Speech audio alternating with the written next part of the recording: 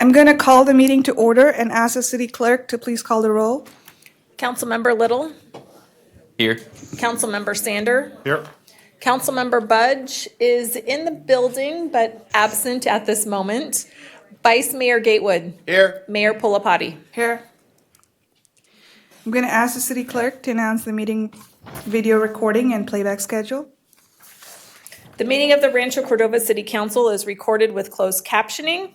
The recording will be cablecast on Metro Cable Channel 14, the local government affairs channel on the Comcast and DirecTV Uverse cable systems. The recording will also be video streamed at metro14live.saccounty.gov. Today's meeting will replay on Thursday, February 20th at 9 a.m. and Sunday, February 23rd at 6 p.m. on Metro Cable Channel 14. Once posted, the recording of this meeting can also be viewed on demand at youtube.com/MetroCable14.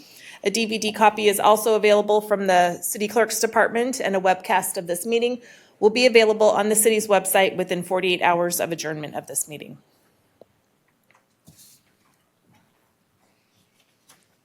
I'm going to ask somebody from the fire department to come up here to lead the pledge, and I invite the audience to remain standing for the invocation.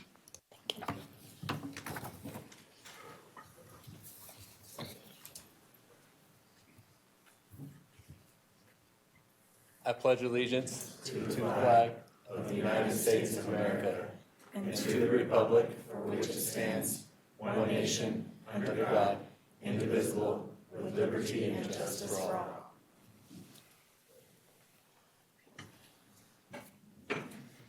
Let us pray. Almighty God, we are gathered here this evening to do the business of the city of Rancho Cordova. Inspire us to make equitable solutions for our citizens. Motivate us to keep safety a priority and the well-being of our community foremost in our minds with every decision. Enrich us with diverse wisdom and perspective on each issue. Lord, we thank you for providing all that surrounds us. With your influence of love and grace, may we continue our mission of keeping Rancho Cordova a great place to live, work, learn, and play. In your name we pray. Amen. Thank you. That was Julie Steinbeck from the United Methodist Church. Thank you so much. We will move on to presentations, and I will call upon Brenda Roach to deliver the presentation on employee milestones. Good evening, Mayor Pulapati, council members and staff. Brenda Roach, Human Resources Manager with the city.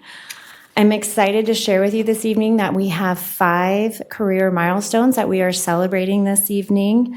2 of which are 10 years, 2 are 15 years, and 1 at 20 years of service. As an organization, we believe that it's essential to recognize our staff when they make these significant career milestones. The achievements of our city are a direct reflection of the dedication and the invaluable contributions that they make. It's with great pleasure that I have the opportunity to introduce Nick Sosa, a senior planner with the Community Development Department for 10 years of service. Megan Siren, assistant to the city manager in the city manager department for 10 years of service. Victor Ramos, senior maintenance and operations technician with the Public Works Department for 15 years of service. Laurel Bain, a management analyst for the facilities department for 15 years of service. And lastly, Maria Lopez, the Public Works Division Manager for Operations and Maintenance for 20 years of service. At this time, I'd like to ask Micah if he'd like to make any comments. Oh, thank you, Brenda. And I think, this is a testament to the success of, and you heard some of these at 20 years. That's almost as long as we've been a city. So congratulations, Maria, on that. But I really want to recognize the team for their commitment to the organization as we celebrate these great achievements, and the success doesn't happen without the team that's been part of getting us here. So really congratulations to all of you, and I think I will turn it back over to Brenda. So council, at this time, I would like to ask you to come down from the dais and take a photo with these individuals to celebrate their career milestones. Thank you.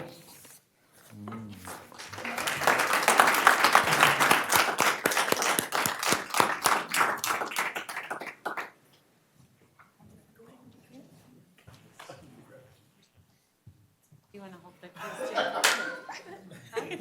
That's the wrong one. Do you want to hold it? Do we go up and stand up now? Do you want to hold it? No. I'm not. You should be here. Can we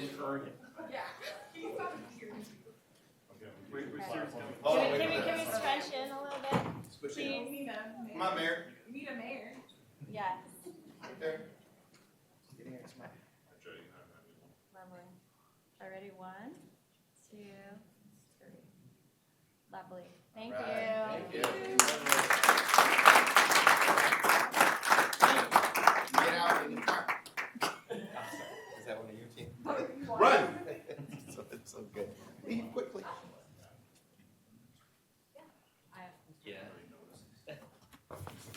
All right.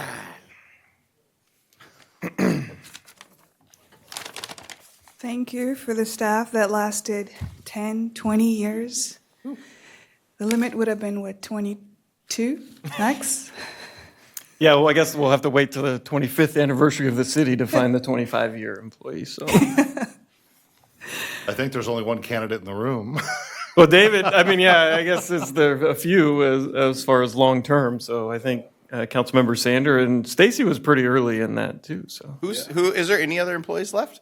Yeah, Lisa Braun was employee number 4. Yeah.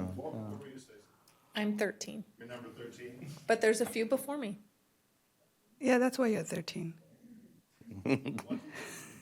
Lucky 13. I would have skipped 13. I'd be like, nope. You're like, I don't want to be I'll 13. just wait back. Employee 14. We're going to move on to public comment. Members of the public wishing to address the council for any matter not on the agenda may do so at this time by completing and submitting a speaker card to the city clerk. For items on the agenda, speakers will be called by the mayor at the point on the agenda when the item will be heard. Speakers are encouraged to keep comments to 3 minutes or less and to state name and community of residence. Under the provisions of the California Government Code, the City Council is prohibited from discussing or taking immediate action on any item not on the agenda unless it can be demonstrated to be of an emergency nature or the need to take immediate action arose after the posting of the agenda. I'm going to ask the city clerk to announce public comment. Yes, I'm going to start with written public comment. Those who submitted written public comment are Lisa Cooley and Abharami Duraswamy. Those have been distributed to the city council, placed in the public comment binder in the back of the council chambers, and are on our website. I have 4 speaker cards. We'll start with Kathy Birch. Kathy, you'll have up to 3 minutes. Get my tippy toes. Hi, everybody. I'm Kathy Birch from the Tiffany West area. Back in 2017, some of us in the Tiffany West and surrounding areas requested speed bumps on Rod Beaudry Drive and near the entrance of River Bend Park, which used to be Gady Park. We stated that many vehicles were driving recklessly fast and endangering pedestrians and those of us who walk with our kids and our pets. We requested 2 speed bumps, one between Tiffany East and one prior to the metal yellow park closed gate that has been hit by vehicles several times. The second bump request was to be prior to Tierra Grande Circle and Tiffany East Community, where people do donuts and drag races in the summertime. The city of Rancho Cordova told us to collect signatures on petitions, and the city did a traffic study. We were told to vote on the issue and advised results were less than 5 votes short to obtain speed bumps.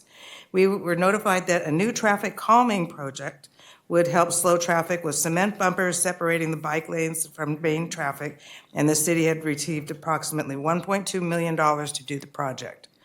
It did not work. Cars continue to speed down Rod Beaudry Drive, and bicycles typically avoid the bike lanes with the cement bumper divider. This past Super Bowl Sunday evening, approximately 6 p.m., a male pedestrian was hit and injured by a hit-and-run vehicle close to the entrance of Riverbend Park. And Channel 3 did a story on it the next day. Before Police Chief Brandon Luke retired, his office made a presentation about implementing radar-controlled speed monitors in Rancho Cordova. They look like speed limit signs, and they light up indicating your speed, and flash slow down when the vehicles go too fast. Chief Luke also stated that speed triggered by camera tickets could automatically be issued when the vehicles exceeded 10 miles per hour over the limits. And although they would not add points to the driver's records, this starting price of $100 per speeding ticket could be a deterrent to repeat offenders. And rather than flashing slow down as the monitors, the cameras could flash, gotcha, when they go over 10 miles an hour, or a smile, say cheese. KFBK did a story this afternoon on that some areas in Sacramento will issue camera traffic tickets to those who park in front of bus stops and other offenses like blocking bike lanes, and tickets would start at $100. Please consider the possibilities for speed bumps and/or automated radar ticket issue technology on both directions of Rod Beaudry Drive before the next accident could be fatal. Thanks for serious consideration in this matter. Thank you. Next speaker is Helen Whalen-Bashaw.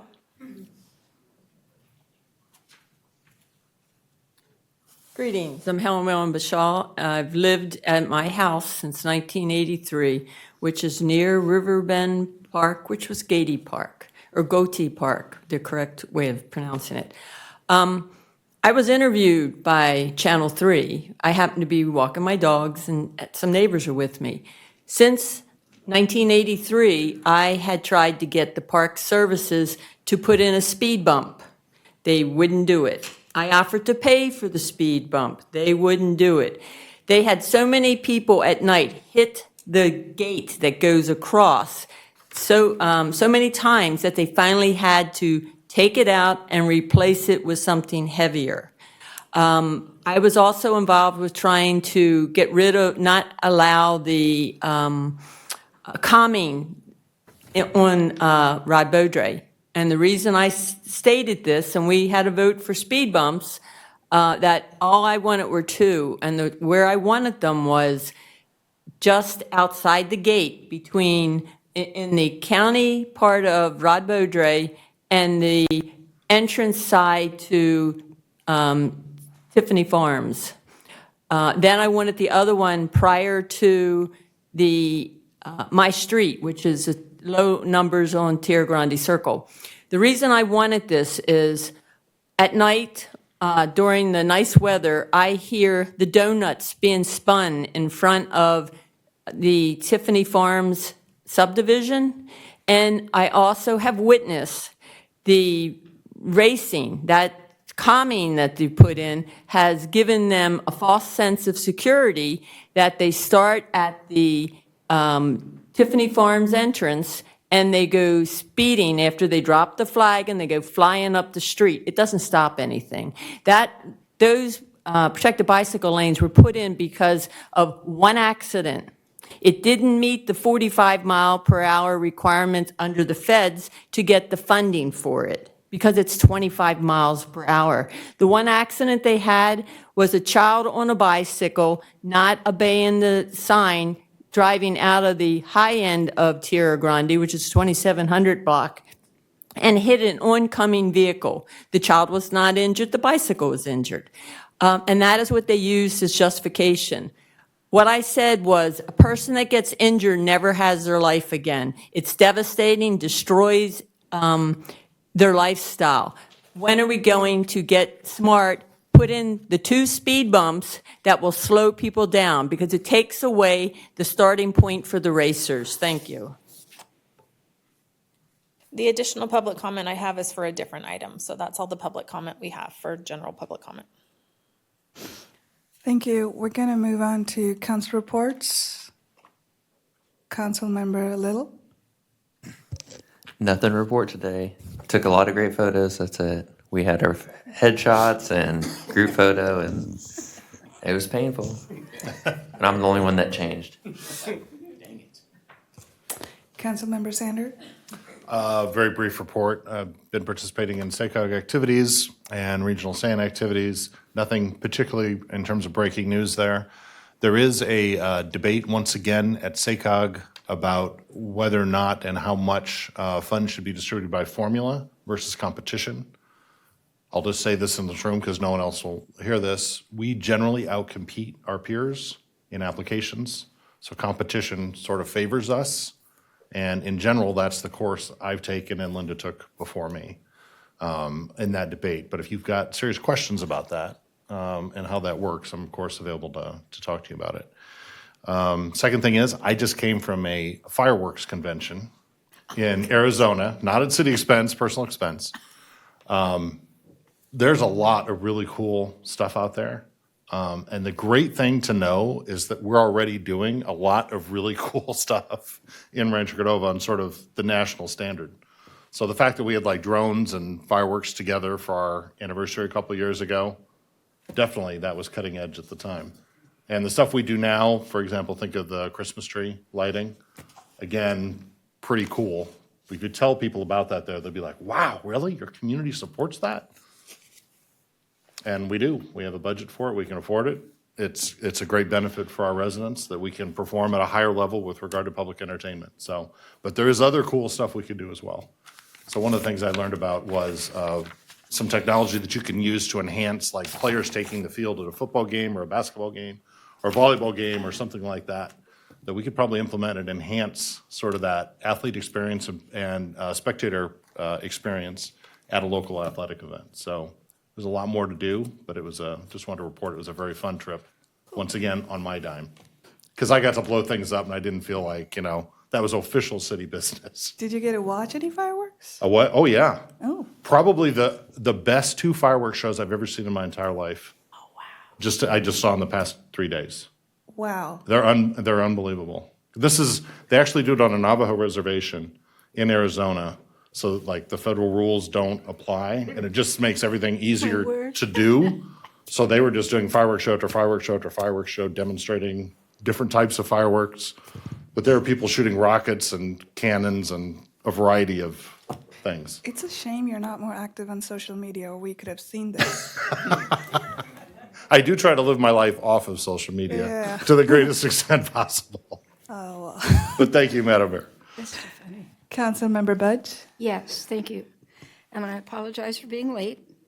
I'm very glad the car does not use gasoline. I've run back and forth to City Hall about 4 times today.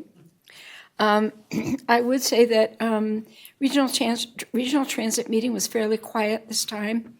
Yes, there is a continuing discussion about regional funding and how best to support Sacramento County transportation agencies and transportation agencies that come into Sacramento County, but nothing new the other night. Friday night at the MAC, Mill Station Arts and Culture Center, they're going to do a perfectly wonderful concert. The trio, which is violins and cello and I'm sorry, I'm forgetting. They're going to do a wonderful concert. And I'm hoping everybody received in this very nice envelope your Rancho Cordova resource guide. It includes a very nice letter from the city manager, the resource guide, and a good neighbor guide. And we hope everybody read it and didn't just toss it in the round bin. So that would be my report. Thank you. Vice Mayor Gatewood? All right, so I went to a region business event to talk about how cool Rancho was, and they had it in downtown Sac, and I questioned why they had it there, not in our city. But besides that, there wasn't a lot on my boards until the end of this month. But it is Black History Month, and so we are talking about what I always found and my family believes is the most important thing to helping African Americans level the playing field, which is education. And we are talking about our public schools, so I think this is a great time to bring this up. And so I wrote a little something. Honoring Black History Month is a legacy of excellence and progress. As a proud member of the Rancho Cordova City Council and a Black leader in our community, I stand before you today in honor of Black History Month, a time to reflect and celebrate and continue the legacy of those who have paved the way for us. Two of them in this actual room today. Conrad Mayer, who is known for basically leading the way for the entire city of Rancho Cordova, and Madeline Sanderson, who is also one of the Black leaders that helps out not only Folsom Cordova Community Partnership, but also was genuine enough to run for a board seat. Black history is Americans' history. It is the story of resilience, innovation, and relentlessness in pursuit of justice. As Dr. Carter G. Woodson said, the founder of Black History Month, once said, if a race has no history, it's not worthwhile traditions. It becomes ineligible factor in thought of the world. Today, to ensure that our history is not forgotten, that our contributions are not erased, and that our future is limitless. Education has always been the heart of progress. Booker T. Washington said, success always leaves a footprint. Those footprints are in the classroom, and that's why we care so much about our school district and the people that help it out. In city halls and in boardrooms where Black leaders, educators, and change makers continue to aspire and uplift the next generation, we invest in knowledge and we invest in the future. The leadership is service. Shirley Holmes, the first Black woman elected to Congress, reminds us service is the rent we pay for the privilege of living on this earth. As leaders, we are called upon to open the doors for others, empower the community, and ensure that equality and opportunity are not just words, but realities. To those in the room, especially young people and people watching on TV, all three of you, know this. Your voice matters. Dr. Martin Luther King, the time is always right to do what is right. Always. Whether in politics, business, education, and activism, each of us have a role to play in shaping more than just inclusive future. As we celebrate Black History Month, let's commit to honoring our past by building a stronger, united future. Let's continue to lead, educate, inspire, because Black history is not just about where we've been, but where we're going. Thank you. Here, here. Thank you, Garrett. That's awesome. No misspellings or fragments written. Thank you, Vice Mayor. So it seems like as council, we've been meeting literally every week, so it's hard to get events in between. But we had a meeting last week where we went over legacy projects. I did have a Sacramento Transportation Authority meeting that I was supposed to attend to, and I signed up to attend remote. This is where the clerk plays a really important role to agendize that and give me a Zoom link, which she did not. And I lost the opportunity to be nominated vice chair for STA meeting and also to vote in on anything related to Rancho Cordova because at the last minute I was here at City Hall. They couldn't call into the meeting, so I had to watch them debate for hours on who they want to nominate for chair and vice chair because it was supposed to be me, and I couldn't get in. So that was unfortunate, and so we're really blessed to have a wonderful clerk here, and see all the advantages of that. And that meeting really showed that. What next? We have a general plan meeting tomorrow here at City Hall. I would highly recommend that you please attend it and give your opinion and voice your opinion on that. And I will move on to City Manager report. Thank you, Mayor. Thank you for clarifying that that was not our city clerk on that issue that transpired. Really only one quick announcement, which is the CEIF, our Community Enhancement and Investment Fund application is now open. So if you are interested in the Community Enhancement Fund, the application period is open and the deadline is March 3rd to apply. So I'm just getting that out into the community. So that's all my announcements. Micah, there's a different definition or a different deadline if your application includes a park or school as opposed to just a general application. Yeah, I do believe there's a requirement to get their permission, and so it gives us Right. time to evaluate that with those permissions in place. Okay.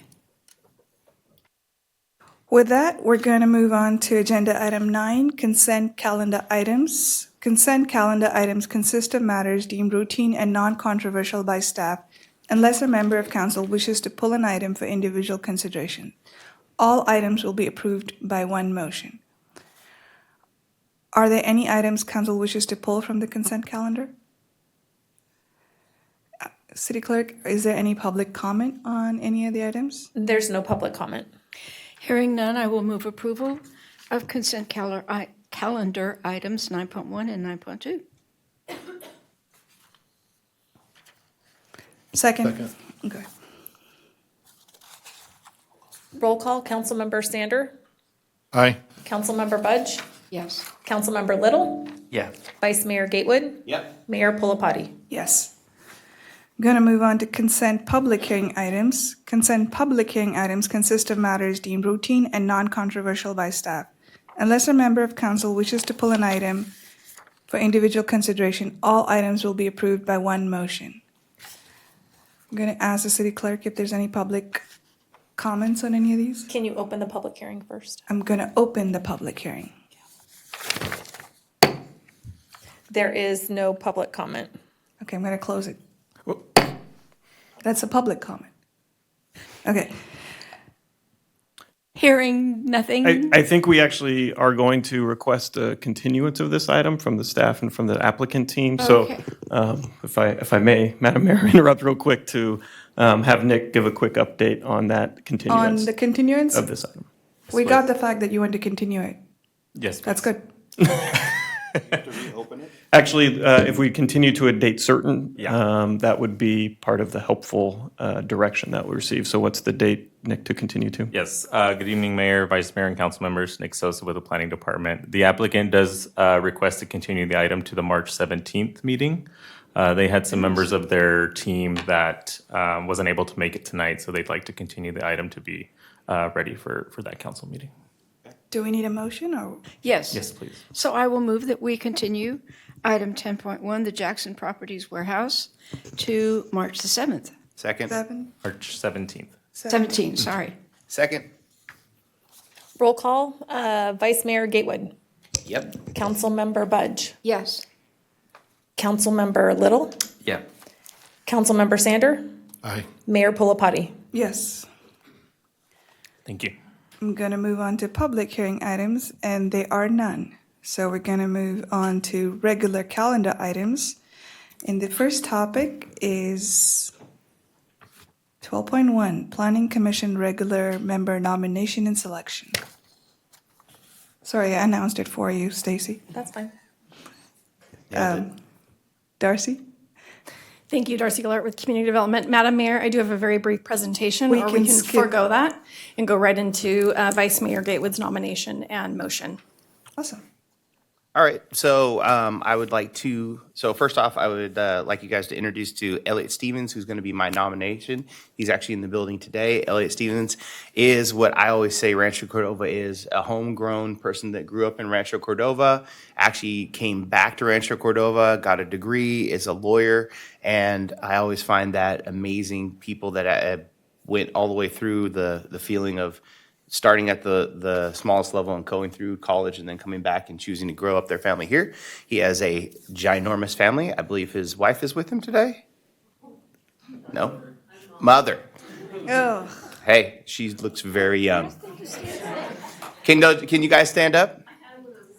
Oh, you know. I'm not going to say nothing about that, but this is him. I think his son is with him. He has other children. There he is. There's his.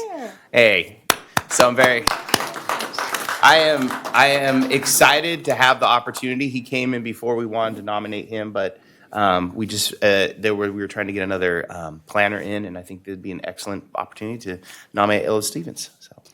So does he want to come up and say something? come say something amazing. No pressure. It's Black History Month.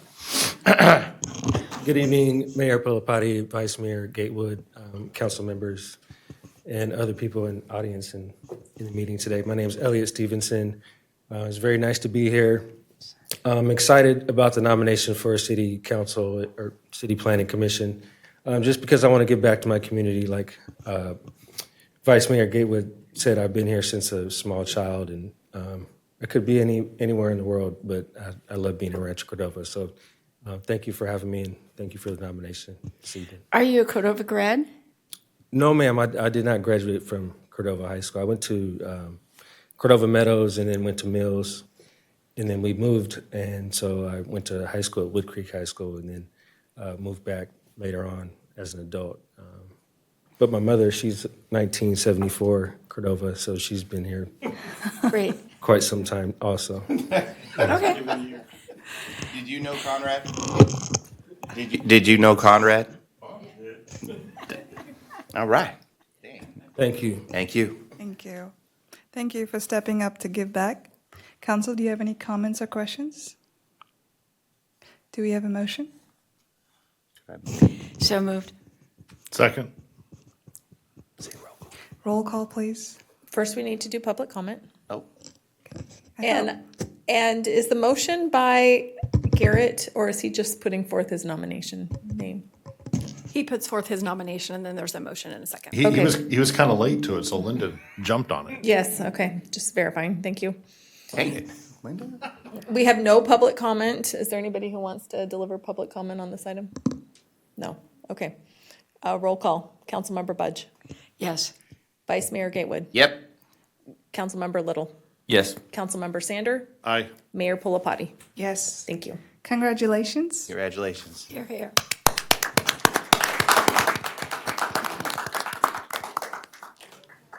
We're going to move on to item 12.2, and I'm going to ask the city clerk to announce the subject. Discussion and update on public school educational opportunities and the future of education in Rancho Cordova. Micah, would you Sure. go over the staff report? Just want to give a brief introduction before turning it over to Kathy Domenico. The city received direction, kind of started these conversations basically a year and a half ago. But in early 2024, we started to have the conversation around getting some public input and having some conversations with the community.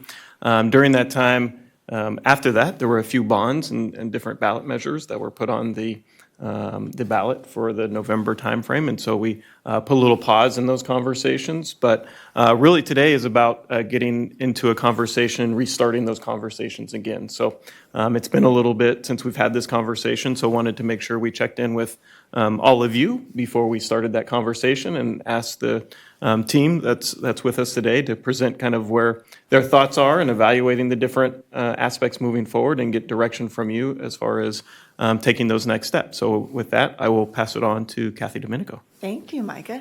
It's good to see everyone again. And I just want to remind everybody kind of where we were, why we were going through the process we are, and then get your feedback as we move forward and making sure, I kind of call it a temperature check. Let's see how you as a council are feeling and provide some direction to staff on the course of action for moving forward. So just to kind of go through and remind you, we had some ongoing dialogue about the adequacy of educational services in Rancho Cordova. And I say dialogue, I think there was a lot of conversation. You recall, you had joint meetings with the Folsom Cordova Unified School District and the City of Folsom. We had some public comment related to some of the concerns with parents and families that live in the Elk Grove School District. Really about student services and school locations, kind of different topics depending on where people lived and what district was serving them. One of the things that we talked about with your council is really the question of, are our students receiving the services they need from the 3 school districts serving our city? How does the impact of schools impact that service delivery? So are they receiving the program they need? Do we have a school location problem? Some of that may have changed based on those bond measures that Micah was mentioning. And what would be the feasibility of a potential separation from one or more of the school districts? Just a reminder again, there are 3 school districts serving the city. And you can see kind of that dotted line is the city boundaries, the purple area. And actually, technically, you have a 4th school district, but there really aren't any kids in that 4th one. So, you have Folsom Cordova is that purple area. Point out San Juan on the top. I think they cover an age-restricted community for you. You've got Elk Grove School District in the green area at the bottom. And on the left-hand side, you have Sac City in kind of that orange, pinkish color. So you have different educational models being delivered to the various areas of the city. And that was a topic of conversation about having one cohesive school district. The initial roadmap, and there was thinking behind the roadmap. We weren't just deciding on a process. There is a state process that determines how school district reorganizations can occur. And you probably all remember there's this feasibility study that needs to take place, and it identifies 9 criteria set forth by the state, prescribed in the law, and we need to identify whether the reorganization would be feasible based on the standards set forth in the 9 criteria. That gets approved at the local level through the Sacramento County Committee on School District Organization. And even after their recommendation is made, there is still a secondary approval that would happen at the state level. So we want to craft this process with not just the local committee in mind, but the state approval in mind. So to do that, we wanted to gather community input and data. That data is used in the feasibility study. Some of the feasibility information we can gather from the existing school district's financial information and from their existing educational program data. But there's 2 components where we need additional input and data. Number 1 is on community identity and really substantiating the community identity. And the other and almost more important component is in an educational program plan. What are we going to do and how are we going to serve the educational needs of students separately?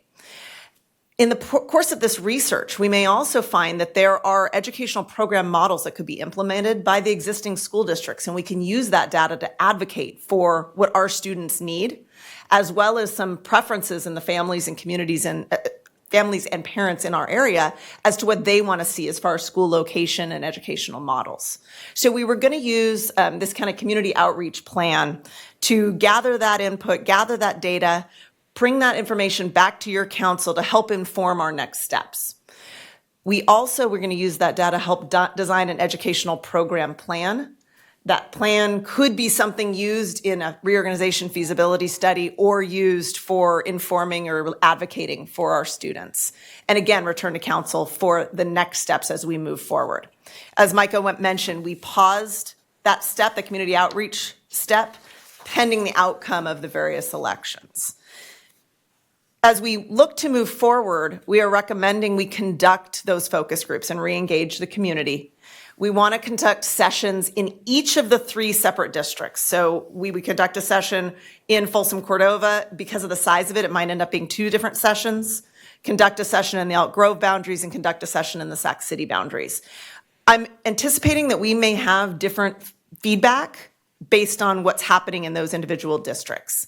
And then we would provide a report on the community interests and concerns specific to each district.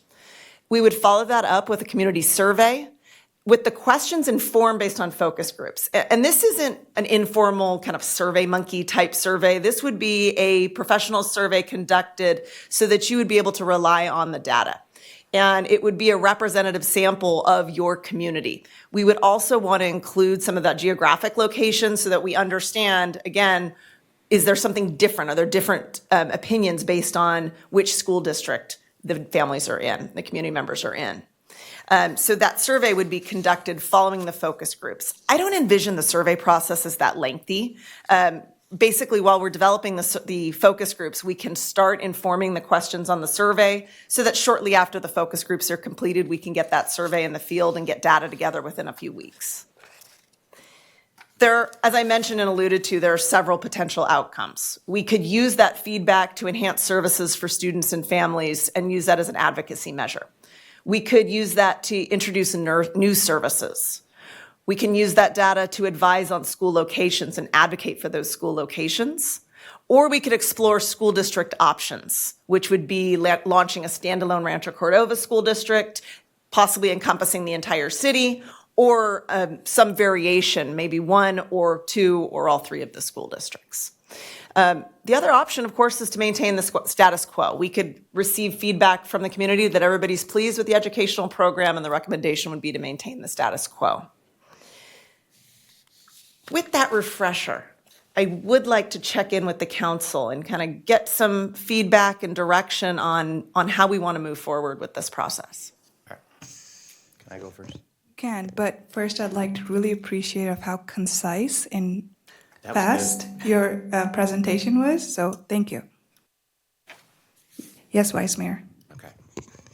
All right. I try not to just get angry. So David, Joe will give you the amount of times that we've been messed over by the school district. I am done dealing with the Folsom Cordova School District. We're not getting back together with them. We're done with them. They're torturing one of our own right now. It's the most ridiculous thing I've ever seen in my life. The amount of pain that they've brought us, embezzling our money, trying to take away our positions, wrecking our schools, and lower standards, and literally telling people that are volunteering, you're doing too much for our kids. I've never seen a school district where a principal came up to someone and said, stop doing all that stuff for our kids. It is the craziest experience ever. And I thought just barely the new superintendent was going to be able to help us out. And he can't. There's no way of changing this culture. I am not having one of my friends go through horror like they're doing right now. This is ridiculous. And so you know what? It's tough. We're done. We're done. We're going to talk to our community, and we're going to start our own, the Rancho Cordova School District. And that's what we're going to do. So I am done dealing with people that don't understand African American, Hispanic, and minority kids. I'm done with that. They don't know how to help us. We started this, and the letters fell off our baseball uniforms in a game, and we've had to fight to make sure our kids have money. Cities aren't supposed to give money to school districts. They're not. No other city is doing this. None. That they're giving money to maintain the quality of education for our kids. We literally started a program to help kids not get left behind, and literally they went after the guy and punished him for speaking out for our kids. That's what's going on right now. And I'm done with it. So you know what? As the first black city council member, I'm sorry, Folsom Cordova School District, we're leaving. So we're going to start our own. The citizens of Folsom are okay with it. The citizens of Rancho are okay with it. The council members of Folsom and Rancho are okay with it. We're all okay with walking away at this point. We don't even have bad feelings. The only people that want to keep us together by their claws are the district. So it's done. So we want to go, this is my opinion, and it's almost, I've been here almost 8 years, and I have never heard so many bad things happen to the lower class community members than in our schools. Like roach problems, weights not being painted, giving leftover materials, depreciating our black kids, just over and over and over and over and over. And we even went and got on a bond. For the citizens of Rancho Cordova, we just proved to the school district, to people above us, that we can go get our own money to fix our own problems. And we have to do like we did when we became a city and pull ourselves by our own bootstraps and go fix our own problems, because Folsom's not going to do it for us. We only got 2 votes there, and I've never understood how we would be in a district where we can only have 2 votes. We can never have it right for us. Sorry, slobbering. I apologize. We can never have it right for us, ever, because their interests are Folsom. Our interests are Rancho Cordova. And they keep telling things like, we can bring our kids to Rancho, and then they don't let our kids move up there anymore. Or all of a sudden, the only people that will go up there are straight A students and our athletes. So then it depreciates that. So then we need more money to take care of our kids, and we have less money. The city gives money to the school district, and then they find a way to make sure that money ends up in Folsom somehow.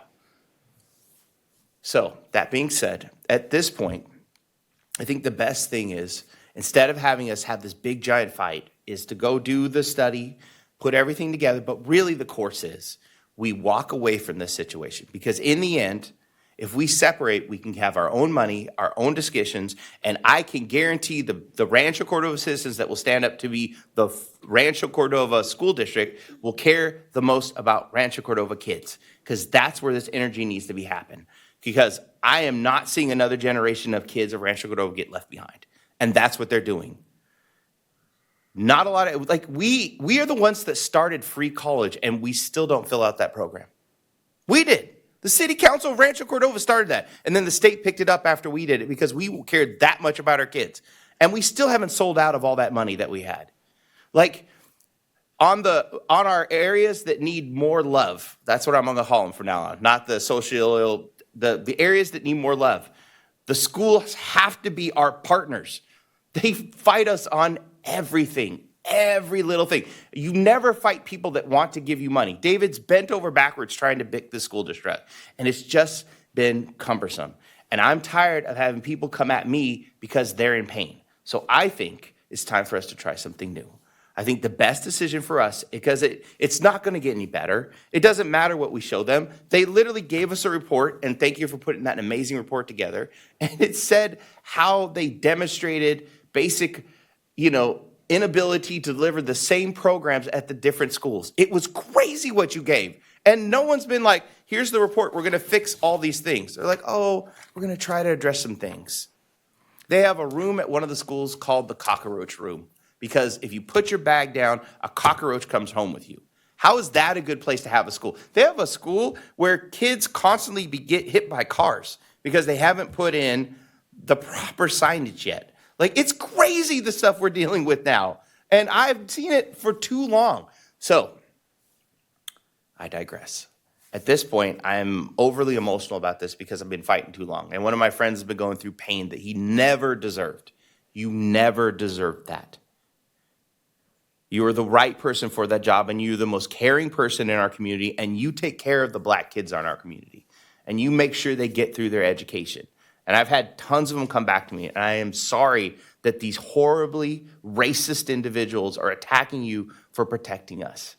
So I'm going to do what's best for the city. And what's best for the city, and as we've seen, not only can we not afford it, but it actually would turn out we'd get more money in the deal for the Rancho Cordova School District. It's time for us to walk away.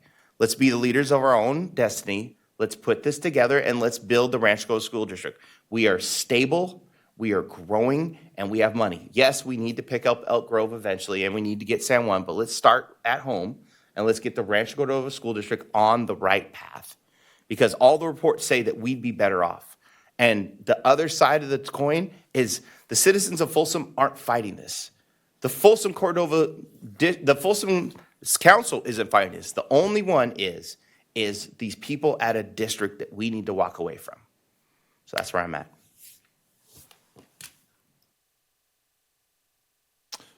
Garrett, I feel your pain. I'm going to try not to express quite as much of it as you just did. But I want to fill in and make some points in addition to those you already made.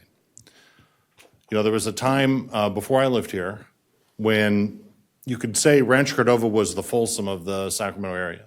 So back in the 60s and 70s and 80s, this was the place to live. There's even this great Sacramento Bee study that was done, I think, in 1982. It was on the cover of the Bee, and it said, what's the greatest community, the best place to live in Sacramento County? And when you opened up and you looked at all the data, it said clearly Rancho Cordova. We had more PhDs, more school success, more health, more wealth. We were like the Folsom of Sacramento County in that era. But then things happened, right? Aerojet downsized hugely. Mather eventually closed. A guy named Powell built Gold River and sold it as being a Rancho Cordova project, and then stabbed us in the back and made it Gold River instead of Rancho Cordova.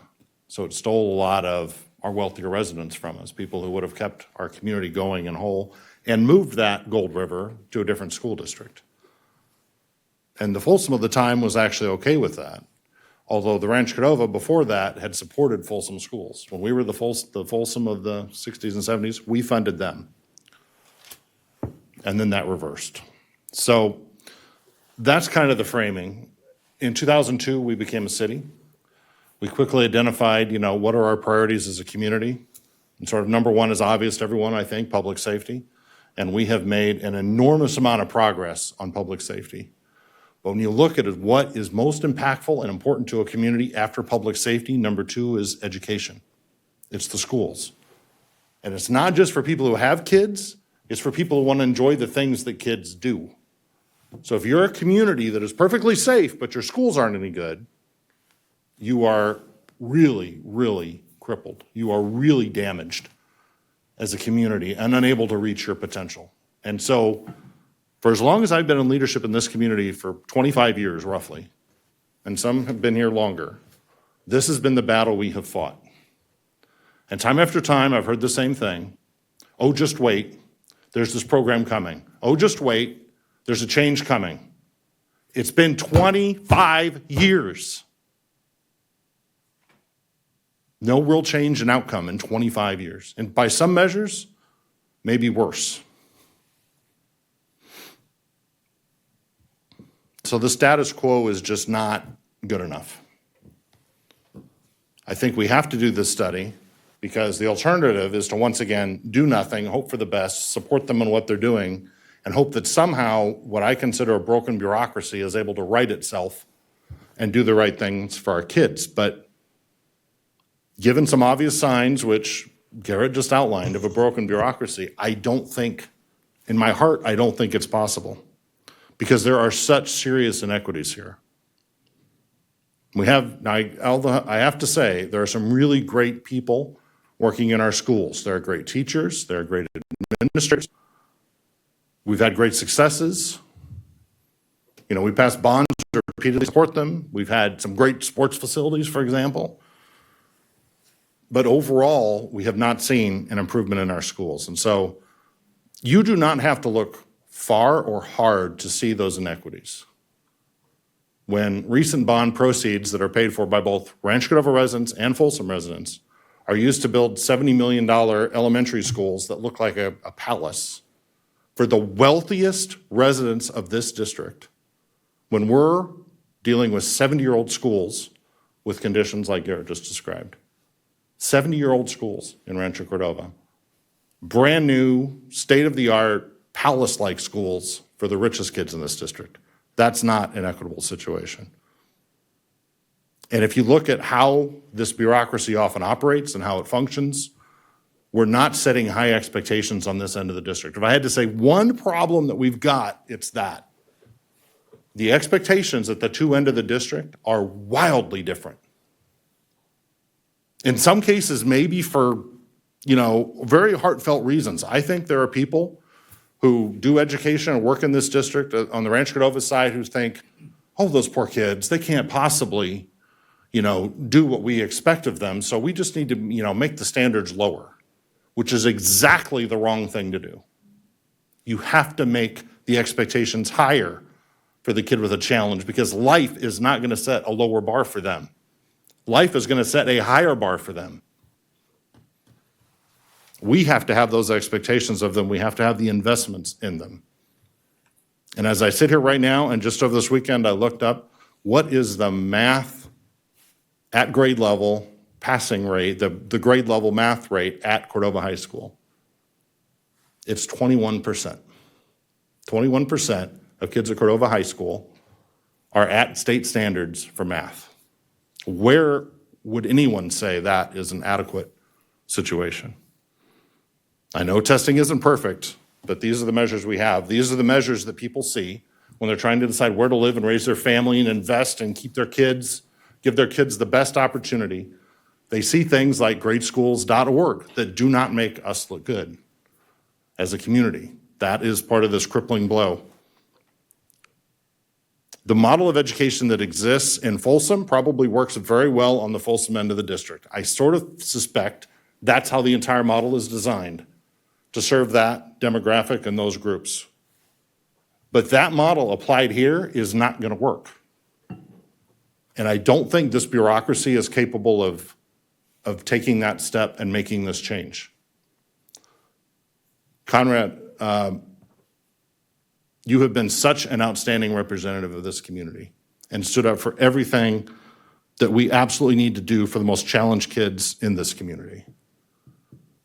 And what's happened in cases is people who do that, people who stand up in this district and say things are not going well, we could do better, we need to raise expectations. What typically happens is they get punished because the bureaucracy can't tolerate that. They can't tolerate someone pointing out that there's a problem. And we've seen it time after time. In 25 years here, I've seen it time after time. That's just one sign that I don't think we can fix this situation.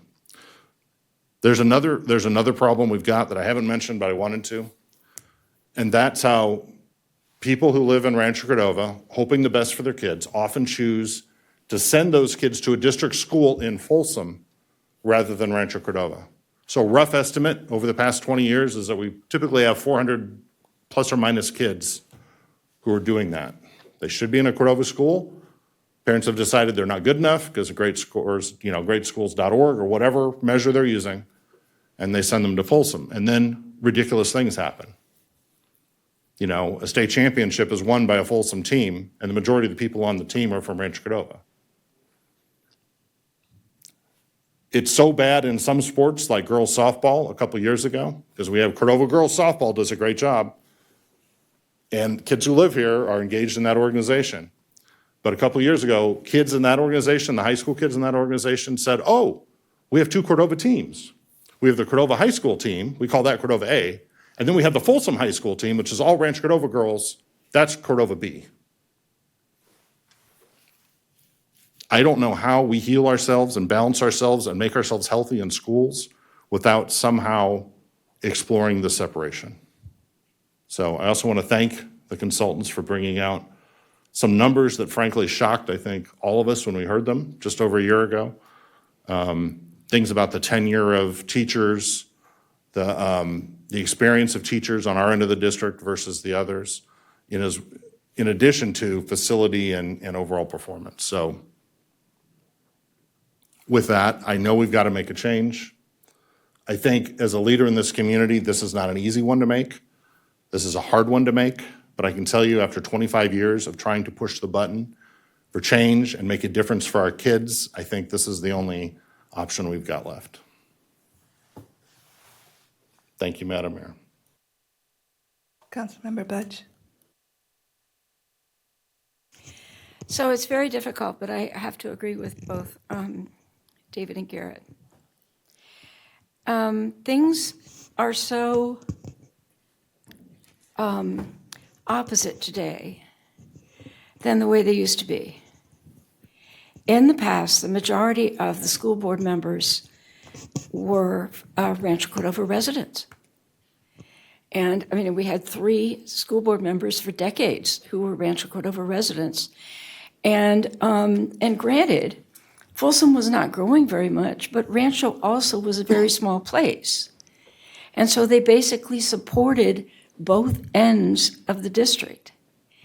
And there's none of that reciprocity coming home at all in this era today. None whatsoever. I have 2 kids and 5 or 6 grandkids who will all be Cordova grads. I've met some wonderful teachers, and I would certainly count Conrad in all of those teachers, and I could name so many of them for you. But if they're not given either the facility or the support that they need in order to do the job and to educate our kids, then we're just banging our heads against the wall. And here we just, 3 months ago, we turned around and supported 2 more school bond measures. Because Rancho Cordova residents believe in their schools, and they always have. You can go back to, Lupe's here, you can go back to 97, 98, when we turned down the school district split, but then there were 3 bond measures, and Conrad knows the N and M and whatnot, all of them. And we have always supported the school bond measures, and Rancho Cordova residents turned around and did the same thing again. But I am distressed that there's nobody but Jen, bless her heart, who is a Rancho Cordova resident on the school board, and there's nobody from the district except Jen. And that really upsets me, and I did ensure that they knew today that this measure was going to be on the discussion tonight, so that they would all know, and they obviously had the option not to attend. And I find that very insulting. I'm sorry, that doesn't sit well with me. So I'm not sure we have a choice. it seems like, and we know that this is a 4 or 5 or whatever year process. We know that there are 9 criteria. We've all been through that. We've been through that twice now, both in 97, 98, and in about 2004 or 5 or so, when we tried to get Elk Grove kids back into Rancho. And now, I mean, this is absolutely distressing. This very emotional letter from a gentleman whose kids are in Folsom, Cordova, and they want to be a part of Elk Grove Unified. And we have to understand why and be sympathetic. And, I mean, the absolute slap in the face.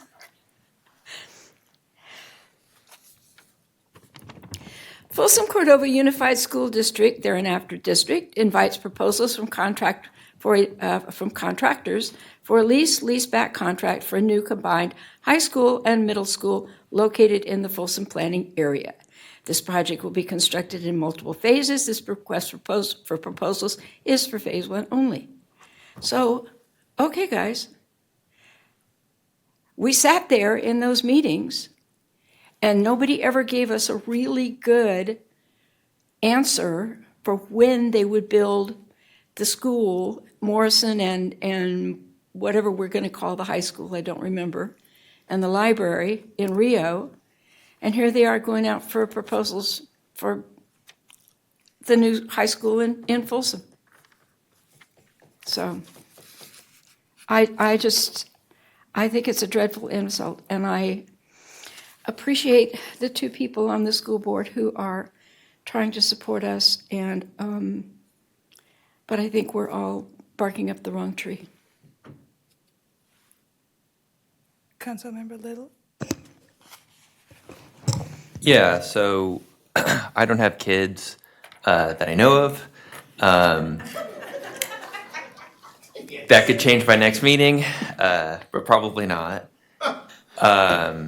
So these things are new to me. I have to learn a lot about it.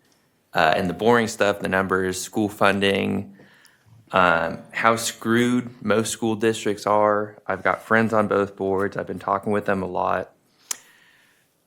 I'll echo what Linda said. Some of us on this council, we wanted this to be a community input. We raised the alarm. Hey, we're talking about this.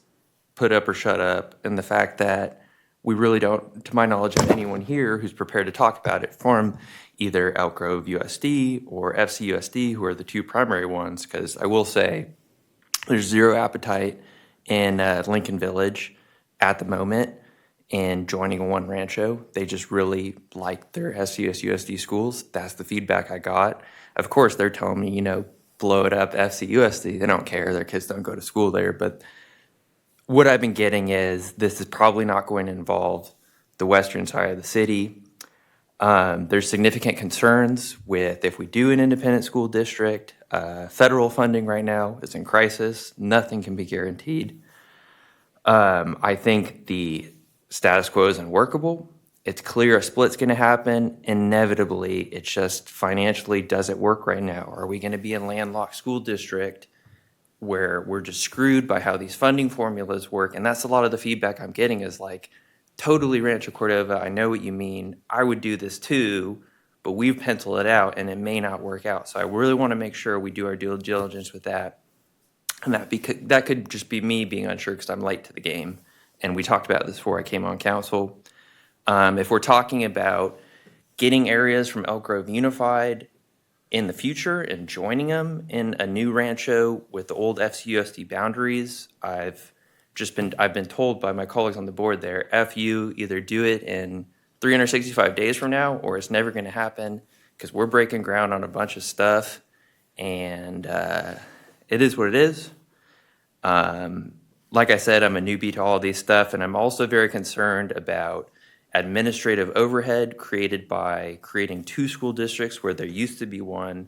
That's the way schools, any administration, in business world, government, whatever, it's going to get big and massive with employee staffing. So that's just something we have to be concerned about. And it sounds like everyone's in agreement on this. It's just want to make sure it's right. It makes sense to study it. It's what the community is demanding. I just have concerns just based on feedback from colleagues who want good for us too, but don't want me to make a dumb decision as a council member. And I'm not saying this is a dumb decision, but I'm just saying this is a heated issue and we really have to make sure everything aligns. That's it. Thank you. The fact that we as city council are sitting here and debating about a school topic is fact enough of how bad the situation is. It's not like we don't have enough on our plate that we're going out to go figure out how the school is doing, that there's a whole school board out there that's supposed to be doing this. But we have seen what that brings. We asked for a report, and that report came out black and white that shows that Rancho Cordova was not getting what it deserves. And that's not even an understatement. You know, we were lacking in all aspects: athletics, equipment, education. I mean, the simple fact that classes that were being taught in Folsom were not being taught in Rancho Cordova. And you could see that. And when we asked the board that was sitting there, they pointed out to staff, and staff was pointing elsewhere. It was just a lot of pointed fingers. And our council here is really invested. I mean, we're really lucky that this council is invested in our youth. And with us screaming and shouting, we're listening to the residents, and we're just echoing what the residents here have to say. I mean, you can see how passionate Garrett is. But it's probably 1/4 of how he hears it from the parents, same as Mr. Sander. They're crying out so loud that they need for resources, and they need what education for their kids, because that is our future that we're talking about. And we are not getting what we deserve. And if we don't give that to them now, then we are going to reap those repercussions.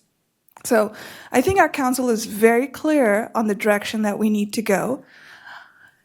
But before we vote on that, I'd like to pass it on to public comment and see if we have any public comment. Madam Mayor, if I can just say a couple things real quick before it's jumping into public comment. Well, I do want to let the council know that the superintendent is online watching tonight's conversation, and I think the intent for tonight wasn't kind of about going back and forth about kind of the different conversations. I think there will probably be plenty of future times for that and future conversations and future meetings when we come to it. So I did just want to let kind of the council know that this was kind of not the intent for this conversation. It was really about what we're going to do as the next steps. But there will be future opportunities to have those conversations with the district and their team. So We'll get back to that, city manager, but let's go to public comment. Yes, I have 4 comment cards, and we'll start with Melody Granger Mayer. Following Melody will be Conrad Mayer, Helen Whalen Bashaw, and then Lupe Hernandez. Melody, you'll have up to 3 minutes. Thank you. Good evening, everyone. For those that don't know me, Joe Little, my name is Melody Granger Mayer. Welcome to the City Council. I'm going to kind of read my notes here just to keep in the time limit, but I wanted to express my strong support for a school district split. I believe that forming a new district better serves our community. Additionally, I believe that at some point in the future, incorporating Rancho Cordova schools currently served by other districts such as Elk Grove and Sac City Unified into a newly established district will also strengthen our community even further. As both Rancho Cordova and Folsom continue to grow, this split is not just beneficial to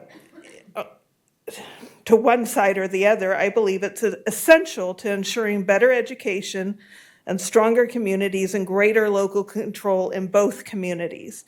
Currently, Folsom Cordova faces challenges because it serves 2 cities with distinct but different needs, priorities, and growth patterns. A one-size-fits-all approach is no longer effective. By creating 2 separate districts, each city can better allocate resources, establish policies, and make decisions that directly benefit their students and families. I believe there's actually more than 3, but I'm going to keep it to 3 key benefits of a split. I believe that it would create stronger, more focused leadership. Each district would be led by officials who deeply understand their community's educational needs, resulting in better decision-making and long-term financial stability. I agree with Linda Budge that I think it's unacceptable that we are always on the downside of the votes when it comes to Folsom Cordova Unified School District, because we only have two people truly that should be representing the best interest of our city. I also believe that it'll create greater financial efficiency. I know that Joe Little mentioned concerns about this, and I don't dispute that there should be deep studies on that.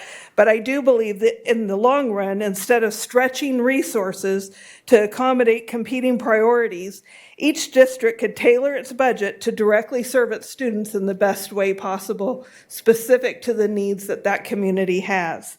I also believe that, and this is what it should all be about, is that would create enhanced student success. I believe every child deserves a school district fully committed to their education, free from unnecessary bureaucracy, and I believe that this change would eliminate equity issues and ensure all schools in our city are receiving the resources that they need. Beyond the fact that our city is rapidly growing, I also feel that Rancho Cordova is uniquely positioned, I'm going to run out of time, to further strengthen its own school district. Thank you. We have the Community Enhancement Fund, which has enabled so many more programs and services to be provided to our students that they wouldn't otherwise receive, because Folsom Cordova would not be in a position to offer those to them, or not willing to offer them to them. I believe that with the support of the Community Enhancement Fund, and then 3 years down the line, we're going to have revenue neutrality, which will open up even more resources to our city. And I think with the backing of our city behind our own dedicated school district, we really could make a huge impact in the lives of our students. I believe now's the time to act for the future of our students and the long-term success of our community. So I urge all of you to support a school district split. Thank you for your time, and sorry I went over. Next speaker is Conrad Mayer.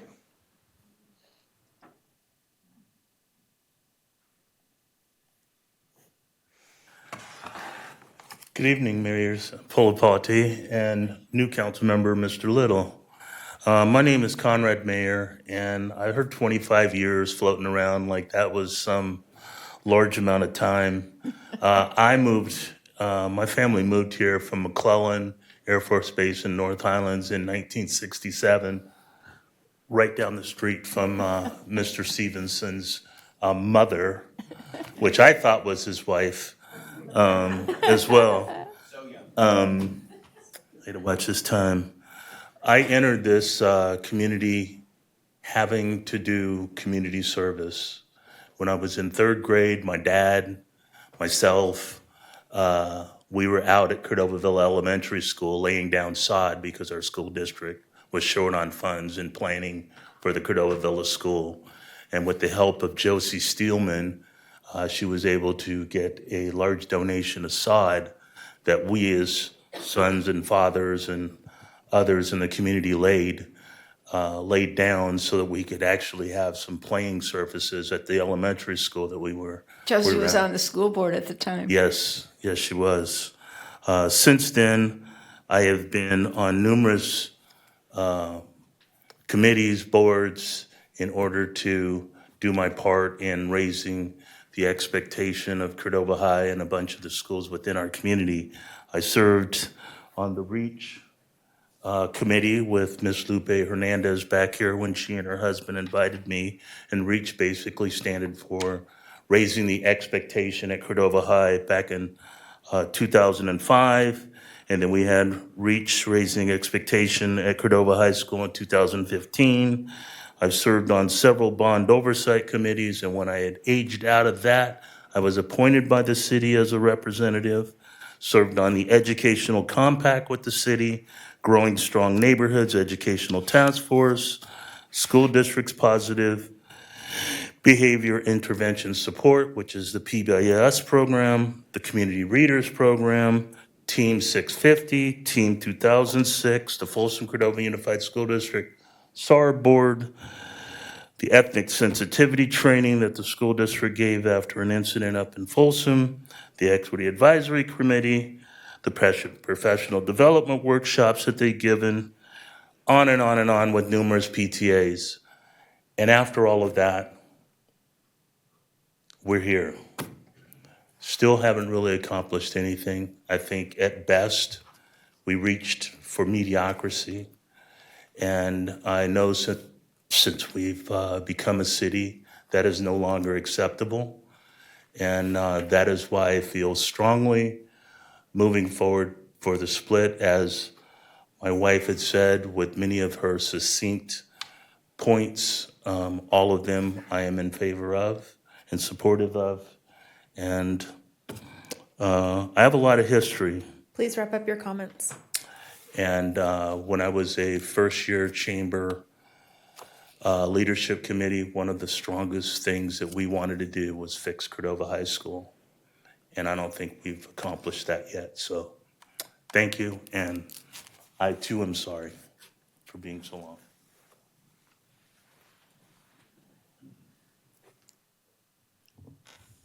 For those in the audience that don't know me, I've been in the Rancho Cordova area since 1982 when I arrived out of Korea. The big thing that brought me into the neighborhood that I moved into in '83 was the schools. People lived in my neighborhood because their children went to good schools. I'm going to fast forward to what took place at the Fall Festival that a group of us put on the last year's fall. The city of Rancho had a person from HR next to me, and I started shooting the breeze with them, and we were talking about how things are, and I started asking them about budget. And they said, "No, you don't understand." I said, "What do you mean?" And she said, we have to spend so much money on the Rancho Cordova children to get them up to standards. And that the schools, building the schools in Folsom are better served there." And I said, "Well, wait. I said, maybe I'm stupid about budgets, but I've had a few of them. You're funded federally for those special programs for the children that have the English as a second language or the special needs." And she says, no, it's not. And I said, wait a minute. I had a budget for $15.5 million budget. I had an area for my labor relations, my injury costs, my building funds, my vehicle repairs. And I said, so you can't tell me that your school district has just one bucket you're pulling the money out of. I said, you're not realistic and you don't understand the needs of Rancho Cordova. Our needs are that we're a culturally diverse community. We have a melting pot, meaning you're going to have different educational levels and different learning levels and different learning styles. Rancho Cordova needs to have a school, high school in this community because our children go to the prior years of school in Rancho, and then they're alienated by getting shipped up to Folsom where they got the better than thou attitude. They've got the intel mentality, high paychecks, and they look down on people who aren't as educated as they are. And I had worked in the Folsom post office before I retired. So I am fully engaged, and I think it's a good thing that we start to split. We need to have our children in our own backyard where we can control them, keep them all the way through till they get to college. Maybe we'll keep more of them living in the community where they'll better serve the community in the future. Our future is with our children, not with what's happening in Folsom. Thank you. Lupe Hernandez.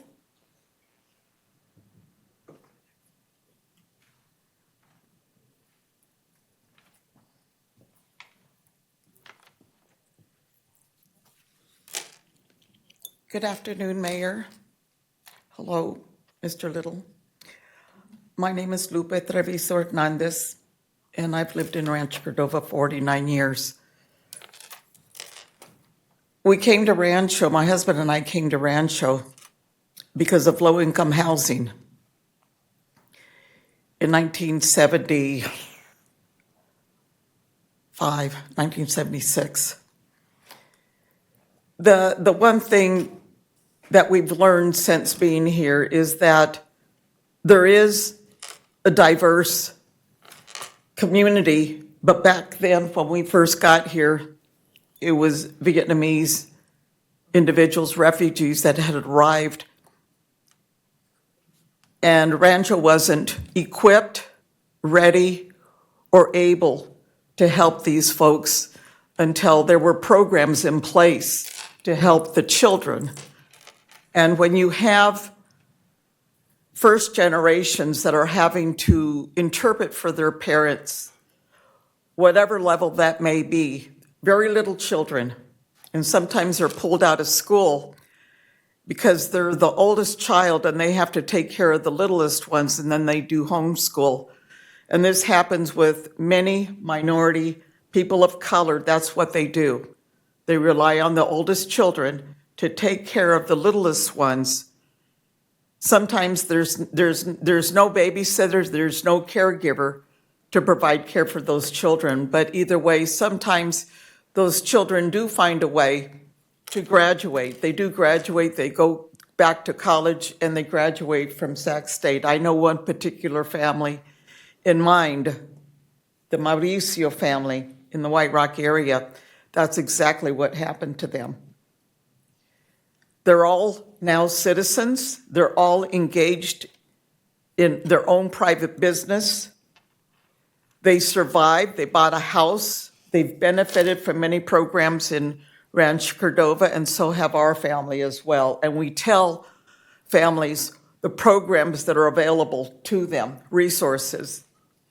The diversity that we have here, we have a large Native American community here in Rancho Cordova, but it wasn't until just recently, the last year, that there's been a Native American Parent Advisory Committee. What a shame. How embarrassing. How sad that that just happened. And these children are having to learn from their parents because that is not offered to them in their curriculum. There are other ethnic studies that are offered to children that have diverse, they live in a diverse neighborhood, and so they're able to participate in those programs in school.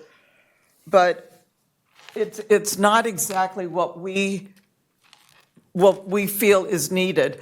Please wrap up your comments. At one point, I felt that no, we did not want to split the school district. That was back no. That was a long time ago.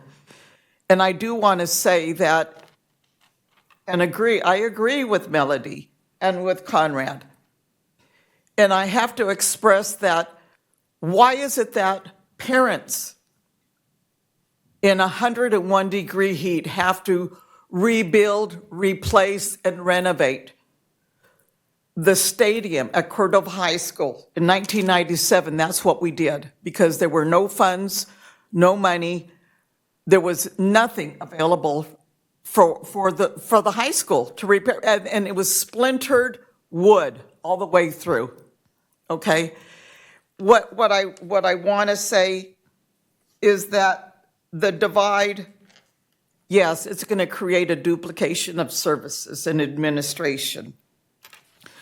I do want to say and correct someone that said we only have one school board member for Rancho. We have Chris Clark. And yes, he is working very diligently to uphold what is needed here in Rancho Cordova. But we need more than just what has been described. We need better. We have students in our family that have not only graduated from Cordova High during COVID, they have gone. My granddaughter graduated from Sac State last year. She now owns 2 businesses. She's only 24, mind you. And our other granddaughter graduated from Solano Community College on a baseball scholarship. She's back in Rancho now, and we have another one at Folsom College. He's following through with his obligation because you're obligated in our family to attend college or university. That's what we want for all of our kids in Rancho Cordova. And it's not a question if you're going to go, you are going to go. And that's what should be instilled in our children that are going through our educational system in our district. Do not let any child fail or not believe in himself. Thank you. In addition to the public comments that we heard, Jose Cardona also submitted a public comment via email. It's been distributed to the city council, placed in a binder in the back of the council chambers, and is on our website. Thank you. City Manager, do we have direction? Do we need a motion? No, I think from our perspective, and I'll let Kathy maybe speak to if she has something or needs certain direction on, but I think we've heard kind of loud and clear what the direction is, and I think from our perspective is we want to do this in the right way to make it the most possible way to be successful in whatever that effort is. We And so have. I think we're hearing that. It's all move very forward. professional. We have to win. Well, But and that- I don't want to tell you, and he's saying it the very political way. We have to get out of this situation. And we have to make sure the numbers calculate, because Joe's 100% right. He didn't get to see the horribleness that was those numbers. Please give him that report. It'll scare him. But we have to. So whatever we have to do to win it, is it the study, then does this, to this? You've heard it from all of us. We're done having our citizens be treated like second-class citizens.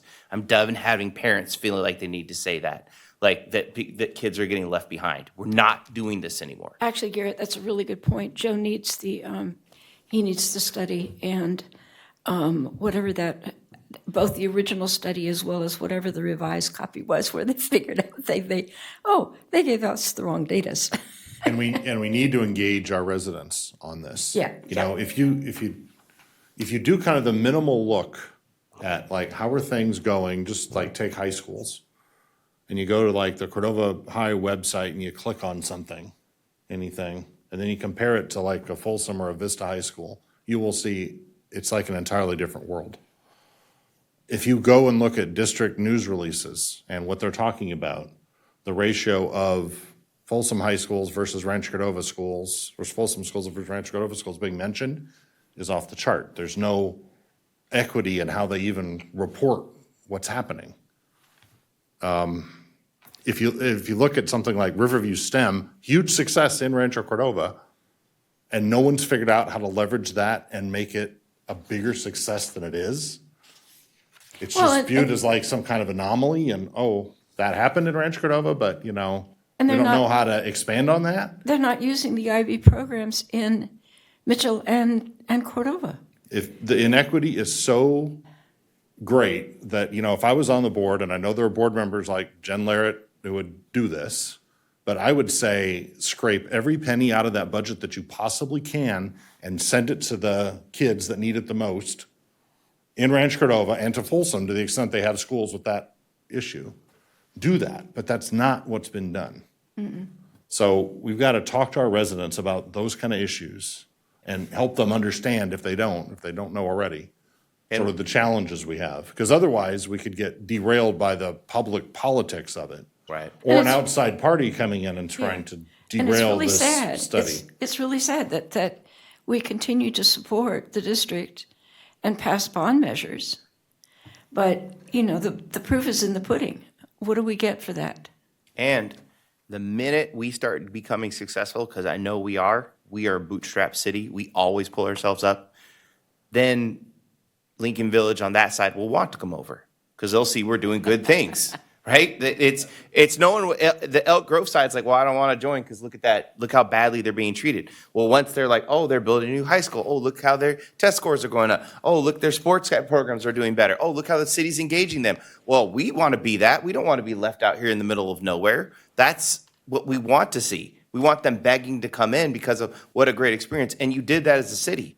Most people now are thinking, like, how can we be part of the city now? Because they saw what we started with. We need to do that with our school district. And they didn't have to drive 3 hours.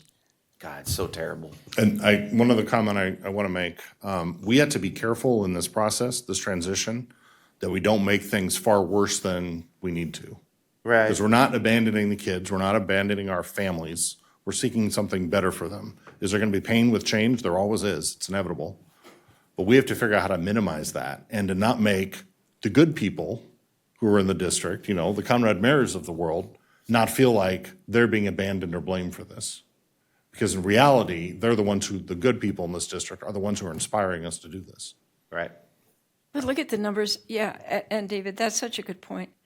look at the numbers of really great teachers that we've had that have all gone up to Folsom to teach. Or, I mean, and we lost probably the best principal at Cordova High in 20 years to Sac City. You know, and I suspect he'll be the district superintendent down there one of these days, but. Or the Rancho Cordova But we just lose, you know, we train people and then we lose them. Well, and you got to understand, it's not just, like, I'm not just speaking from my own heart. I'm speaking from the teachers that come up to me at all the programs, like, help. Help. Like, we have teachers coming to me to ask for help. Thank God Jen stepped up and did her thing, but goodness, I'm not going to go repeat my statement. Go ahead. So thank you, Vice Mayor Gatewood. I want to make one fact clear is the studies and the surveys are needed for the Folsom Cordova School District, and let's focus on that and leave the others alone for now. Okay, that's good direction. Thank you. Can I just clarify one thing? And Micah, you were touching on this.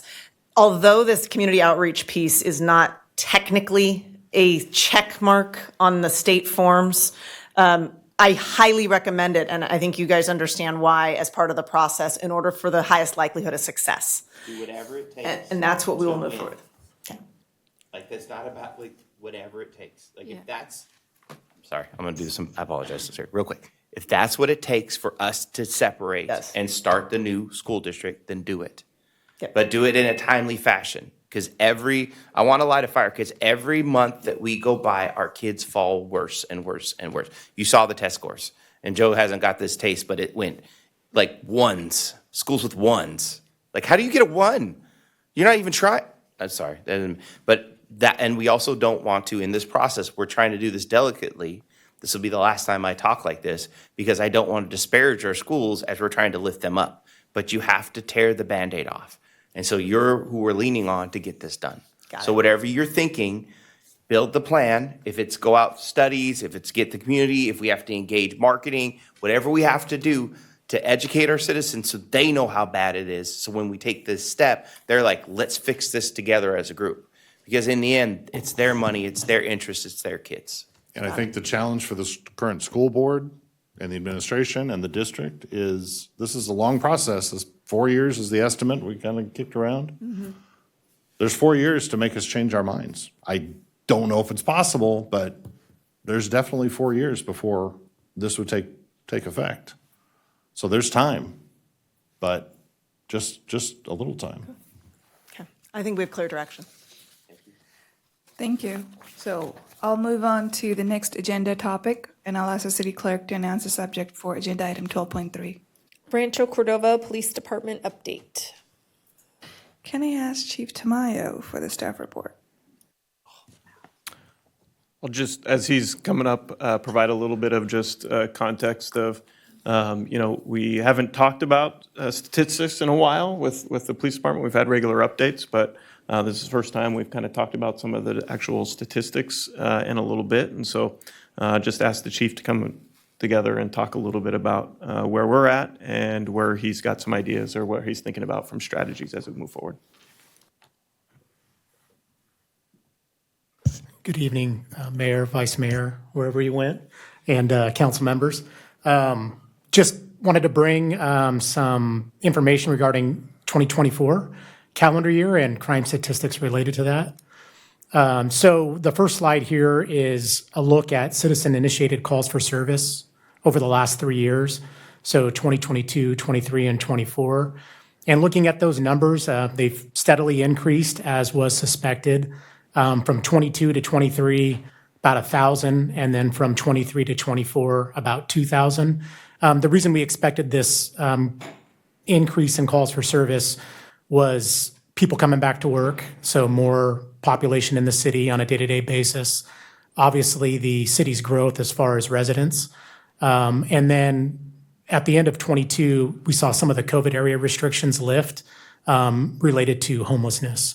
And so more people have been calling to report homelessness in general, panhandling, and other issues. On top of that, we also educate at our various events that we attend, calls for service, places that we just happen to show up. If you see something, let us know. Calls for service don't necessarily translate to increased crime. It's just more people are calling. And so that's something that we consistently message. Last year, we attended over 50 events where we had a booth or a presence. That's growing this year. But this also includes those day-to-day encounters. And people frequently ask us, ask me, ask my staff, our patrol officers, hey, you know what? I saw this car in my neighborhood the other day, but I didn't call. And one thing we tell them is you have to call. It may not be a nefarious activity, but it's better that we know about it and we can check it out rather than, hey, maybe it was somebody looking in a car or it's related to something else that we're working. If you don't call, we don't know. And so that's a consistent message that we put out there. Looking at specific crimes over the last 3 calendar years, we'll start with the person crimes category. So last year in 2024, we had 4 homicides. I think it's important to note that these 4 homicides were 3 events, not 4 events. One of those events was a business owner who was sleeping in their business. An intruder came into his business. There was a confrontation, and the business owner fired a weapon, which resulted in that subject's death. The case was presented to the DA's office, and they declined to file charges. But that is counted as a homicide per the crime reporting statistics. The other event that's of note was a son murdered his parents. And then the final event was a disturbance at a gas station, which led to a fist fight. And then one of the subjects was mortally wounded. And so all of those events in 2024 were resolved within an hour or 2 of the event actually occurring. Rape cases, again, pretty, not a lot of difference between the last 3 years, a little bit less than the year before, but again, right in the middle of the overall statistics. Where we've really seen a pretty significant decrease is in our robbery statistics, and I think that has a lot to do with our presence in the Folsom-Olson-Zinfandel corridor. With shopping there, we have a dedicated FOS officer who works more day shift hours in that area, but on top of that, the increased surveillance, whether it's privately owned surveillance, meaning business cameras, the surveillance of the officers in the area driving through. We've really hit that area proactively to address some of these issues that we had seen year over year. And so I attribute the large decline in robberies to that increased presence in the area. Aggravated assault, that's a crime category that includes assault with a deadly weapon, some instances of domestic violence, assaults where there's great bodily injury, of course, homicides, rapes, things like that. And so that's just a sort of an overall category.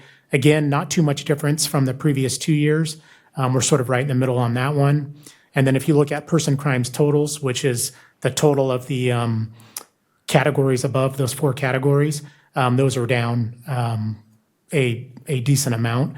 We're still working on that. Person crimes are one of those crime categories that are more challenging to address because of human interaction. But we, I think through increased training for our officers, increased presence, increased education to the community. We talked about schools already, but it starts there and families. We're continuing to seek new ways to address this. When we're talking about what we're doing to decrease person crimes, talked a little bit about it, but we talk about directed operations. This means human trafficking operations, organized retail theft, which we've had quite a bit of success with since the initiatives came through. Prop 36 was a huge contributor to this. Our crime suppression unit, proactive enforcement. We talked about our FOS officer already and our increased presence in the FOS. Our homeless outreach team efforts, and I'll speak specifically about homelessness and our outreach later in the presentation. I already opened up with the public education engagement. Like I said, we attended over 50 events this last year. We're continuing to increase that. We recently started, if you look at the last bullet point, a business watch in the FOS. That's coordinated by our community prosecutor, Kristen Schlessel, who's a district attorney, but she works in-house at Rancho Cordova Police Department, and our FOS officer, Deputy Anna Stone. They organized that. We had a great attendance for our first one. We're going to expand that.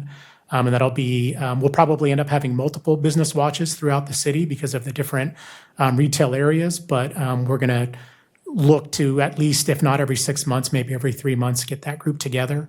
I went to the first meeting, it was back in early February, and it was well attended. There was a lot of good information shared both ways. And so I think there's a bit of excitement behind that. We're also talking about investments in technology. ShotSpotter's been a great tool. It's helped us solve gun crime in the city.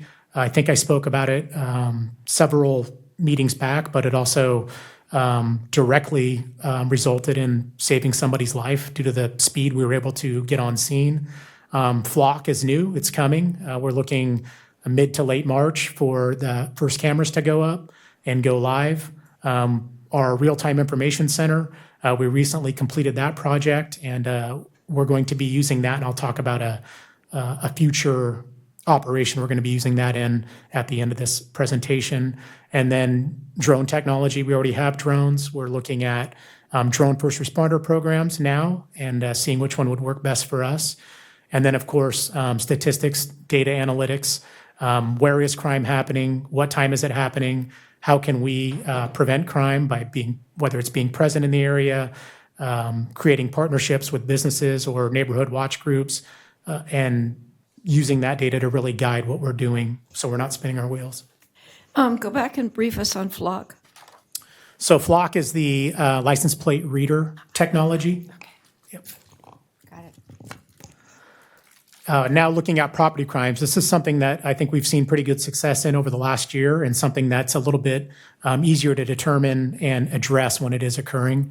Still challenging because of the nature of the crimes, happening 24 hours a day in darkness, secrecy, things like that. But Prop 36 coming on was a big help to us, and I'll go into some of that, the benefits here in a minute. But we look at burglary. Our burglaries are down significantly.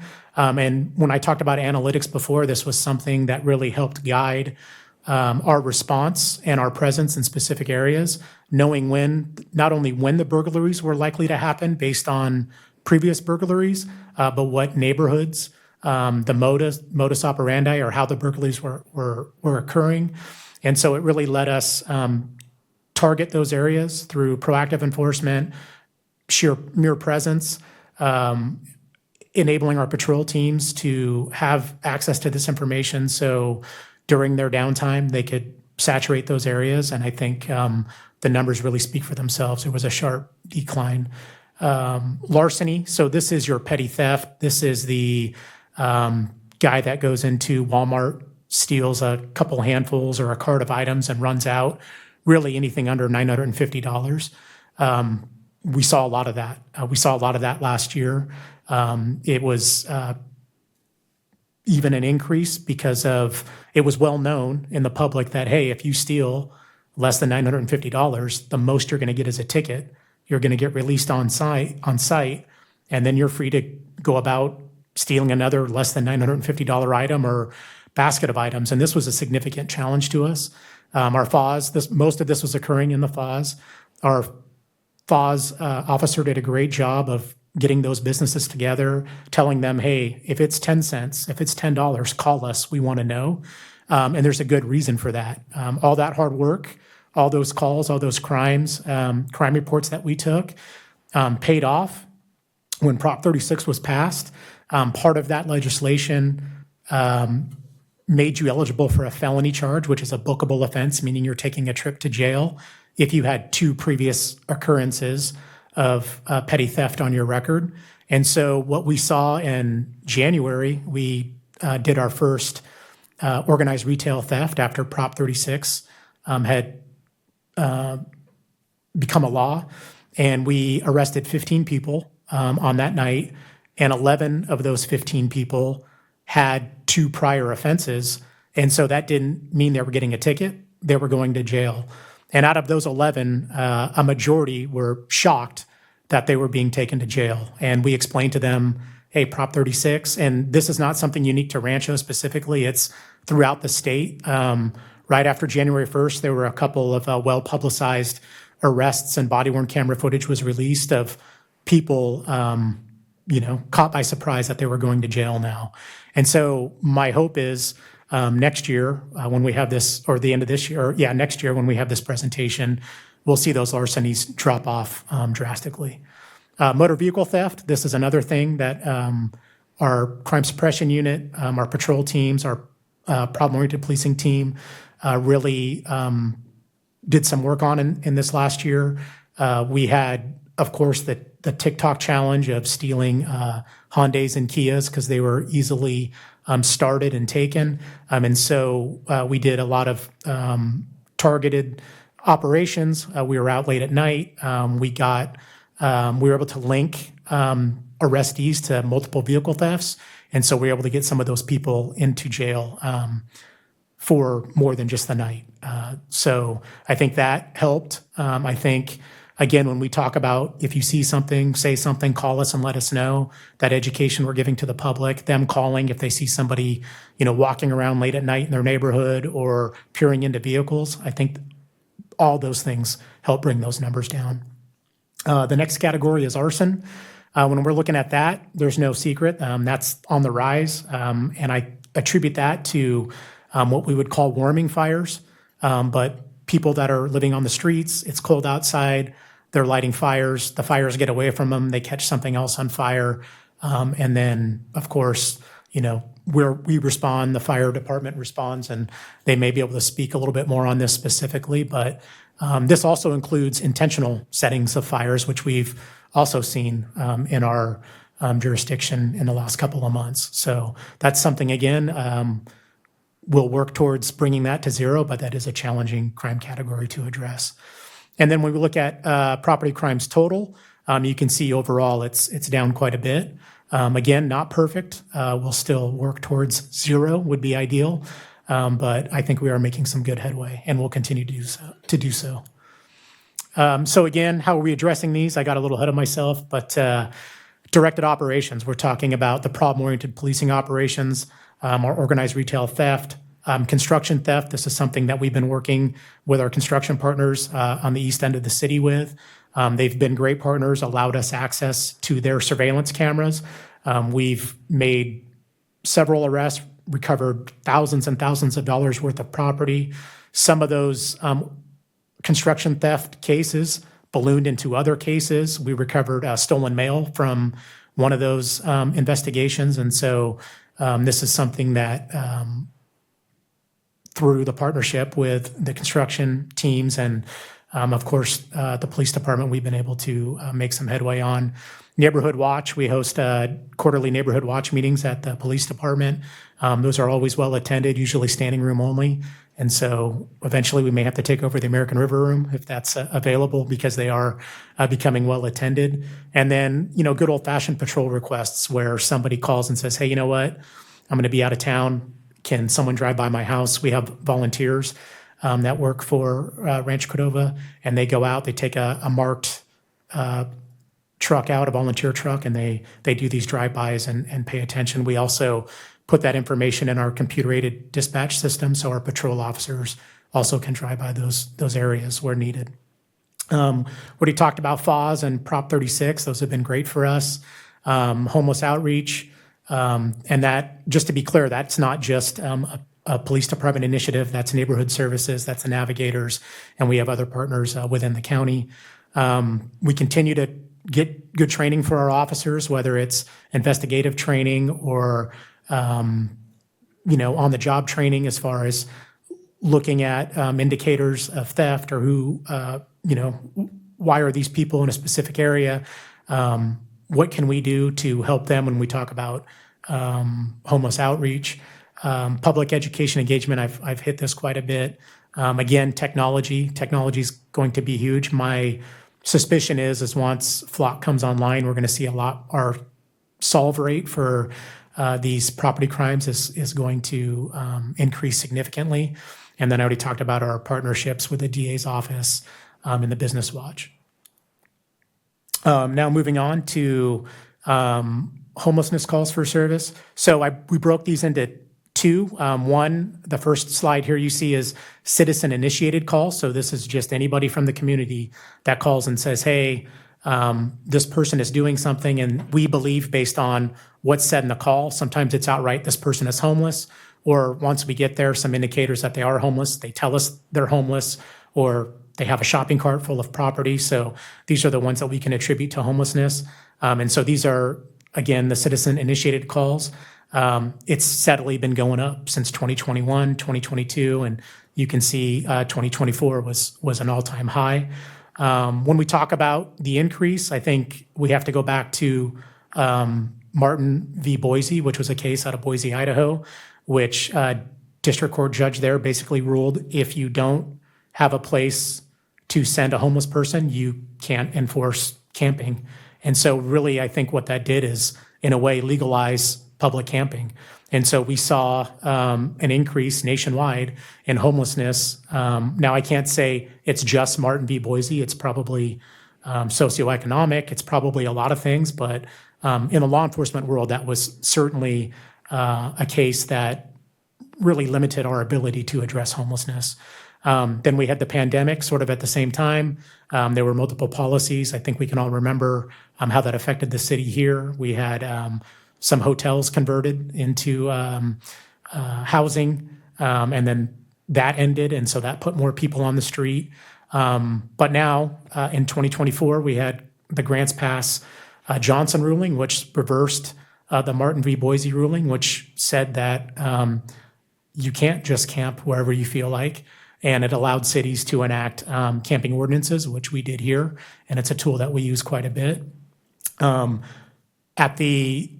After that ruling came out, what we saw was almost immediate increase in enforcement throughout the region and the state even. So within 3 to 4 weeks, we were contacting homeless people in Rancho Cordova that said they came from the Bay Area. They came from San Francisco. They came from the East Bay. They came from the Central Valley. They came from Northern California. And so what we suspected was, as anti-camping ordinances were being enforced, people were being displaced and they were being moved. We also saw, and this was confirmed by some of the homeless people that we contacted, some cities were busing their homeless out, and they were just sending them wherever they felt like they wanted to send them, or where they wanted to go. Hey, send me to Sacramento, or send me to Nevada, or whatever it is. And so that further compounded the issue. And then, I think this is a common story throughout the state, but we have a lack of housing and mental health resources right now. I think there's a lot being built. There's a lot being talked about. There's more money being dedicated, but we still haven't caught up. And I don't think all of those resources are available yet to move people. And so that also compounds the issue that we have. I think Proposition 1, which was passed, the mental health care court, we're starting to see some people enrolled in that. They're still, I think, working through that. So it's not widely used yet, but I'm hopeful that it'll be another tool that we'll have. Moving on to officer-initiated calls. So these are separate from citizen calls. These are our hot team. These are our patrol officers. This is our POP team, seeing somebody who set up a camp, seeing somebody who maybe could use some help, and we contact that person proactively. And so when you look at those numbers, there was a slight dip in 2022, but since then it's been increasing, and you look at 2024, and it was much higher than the previous years. And so what are we doing to respond? Well, we sort of saw after June 2024 what was going to happen, and so we've dedicated specific days in the month to homeless outreach, working with neighborhood services, working with the navigators, working with our county partners, probation, even parole, CHP in some of our areas that border the county, and the sheriff's office. But we're on our own schedule. We work in conjunction with those people in larger operations, but we maintain our own schedule in the city. We do that. We have increased our enrollment in the letter of agency program. So that allows us to act on behalf of business owners or property owners if there's homeless camping on their property. Instead of having to get a hold of them at 2 a.m, if they have a letter of agency on file, we can issue that trespass citation. Business Watch, again, this was probably the biggest topic we talked about at our first Business Watch meeting was homelessness. And then proactivity. We have a panhandling specific operation coming up next week. In March, we already have one homelessness operation planned, and we'll continue to do that. But I will say, and I'm sure that you guys are aware, homelessness is the occurrence or the visibility is on the rise. And it's not just the city, it's in the region. And it's something that all of the police agencies are addressing. And so in our experiences and talking to the people that we contact every day, a lot of them are new to us, and they say, hey, I came from this city, I came from this place. Hey, I was just up here and I got a ticket there, and now I'm down here, and now we're giving them a ticket, which, again, we would like to get them into housing. We'd like them to get into care. Part of our homelessness outreach is it's a holistic approach. And so we don't just give a ticket, we also give resources. But it is no secret that about half or more of our homeless population is outright resistant to resources. The other half, we provide the resources, but it's on them to go seek help. And so we're going to continue doing that. We're going to look for other ways and other, specifically other partnerships to help us manage the homelessness problem in the city. But I'm confident that we will be successful. I had a quick question. Do we know how many of these tickets even get paid? So there's the courts in Sacramento County have the ability to right to pay or ability to pay function. And so what happens is if someone goes in and said, hey, I got a $500 ticket, I can't afford this, the judge can adjust that ticket. It's very rare that somebody experiencing homelessness pays a ticket. What it does do is it qualifies them for the CORE program. So they get 10 qualifying citations, and these are your chronically homeless. Many of them suffer from mental health and or substance abuse problems. And so what that ticket does is they never actually pay it, but it qualifies them in that program. And so we can take them into custody. They live at the jail. They get enrolled in the mental health program there. And there's a series of hurdles that they have to overcome in order to be successful from the program. Should they graduate from the program, all the fines are wiped out. And so this year we've enrolled, I believe, 3 for sure, if not 4 people into the CORE program. And we have other qualifying people on the that are ready to go into the program. We just have to find them. Is the program successful? I would say 20-ish% of the time it's successful. We've had people graduate, and we've never seen them again. But then other times we have a subject we just arrested. You guys may be aware of him. He was the subject that was removing the drain grates. He's been in the CORE program before and graduated, but then he came out. I don't know what happened to him. My suspicion is he stopped taking meds or seeking treatment, and he started removing those drains again. And we quickly were able to get to that 10 threshold, and we put him back in custody a couple of weeks ago.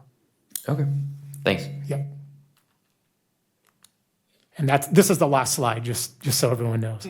That actually seems like, to some people, just hearing that, you got 10 misdemeanors, go to jail.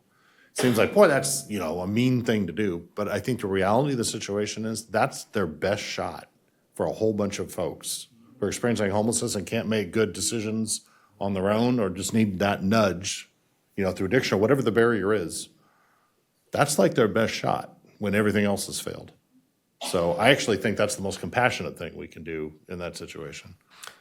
Absolutely. And I also think that care court, that's the driving force behind that is, hey, these people need help. They're not getting it on their own. Are we going to let them live on the street, or are we going to do something about it? And so I think that was the impetus for it. Now we just need the logistical piece, right? Where are we going to house these people? Because they're not accused of any crimes.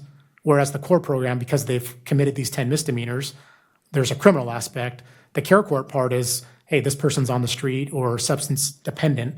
How do we help them? And so that's where that's coming in.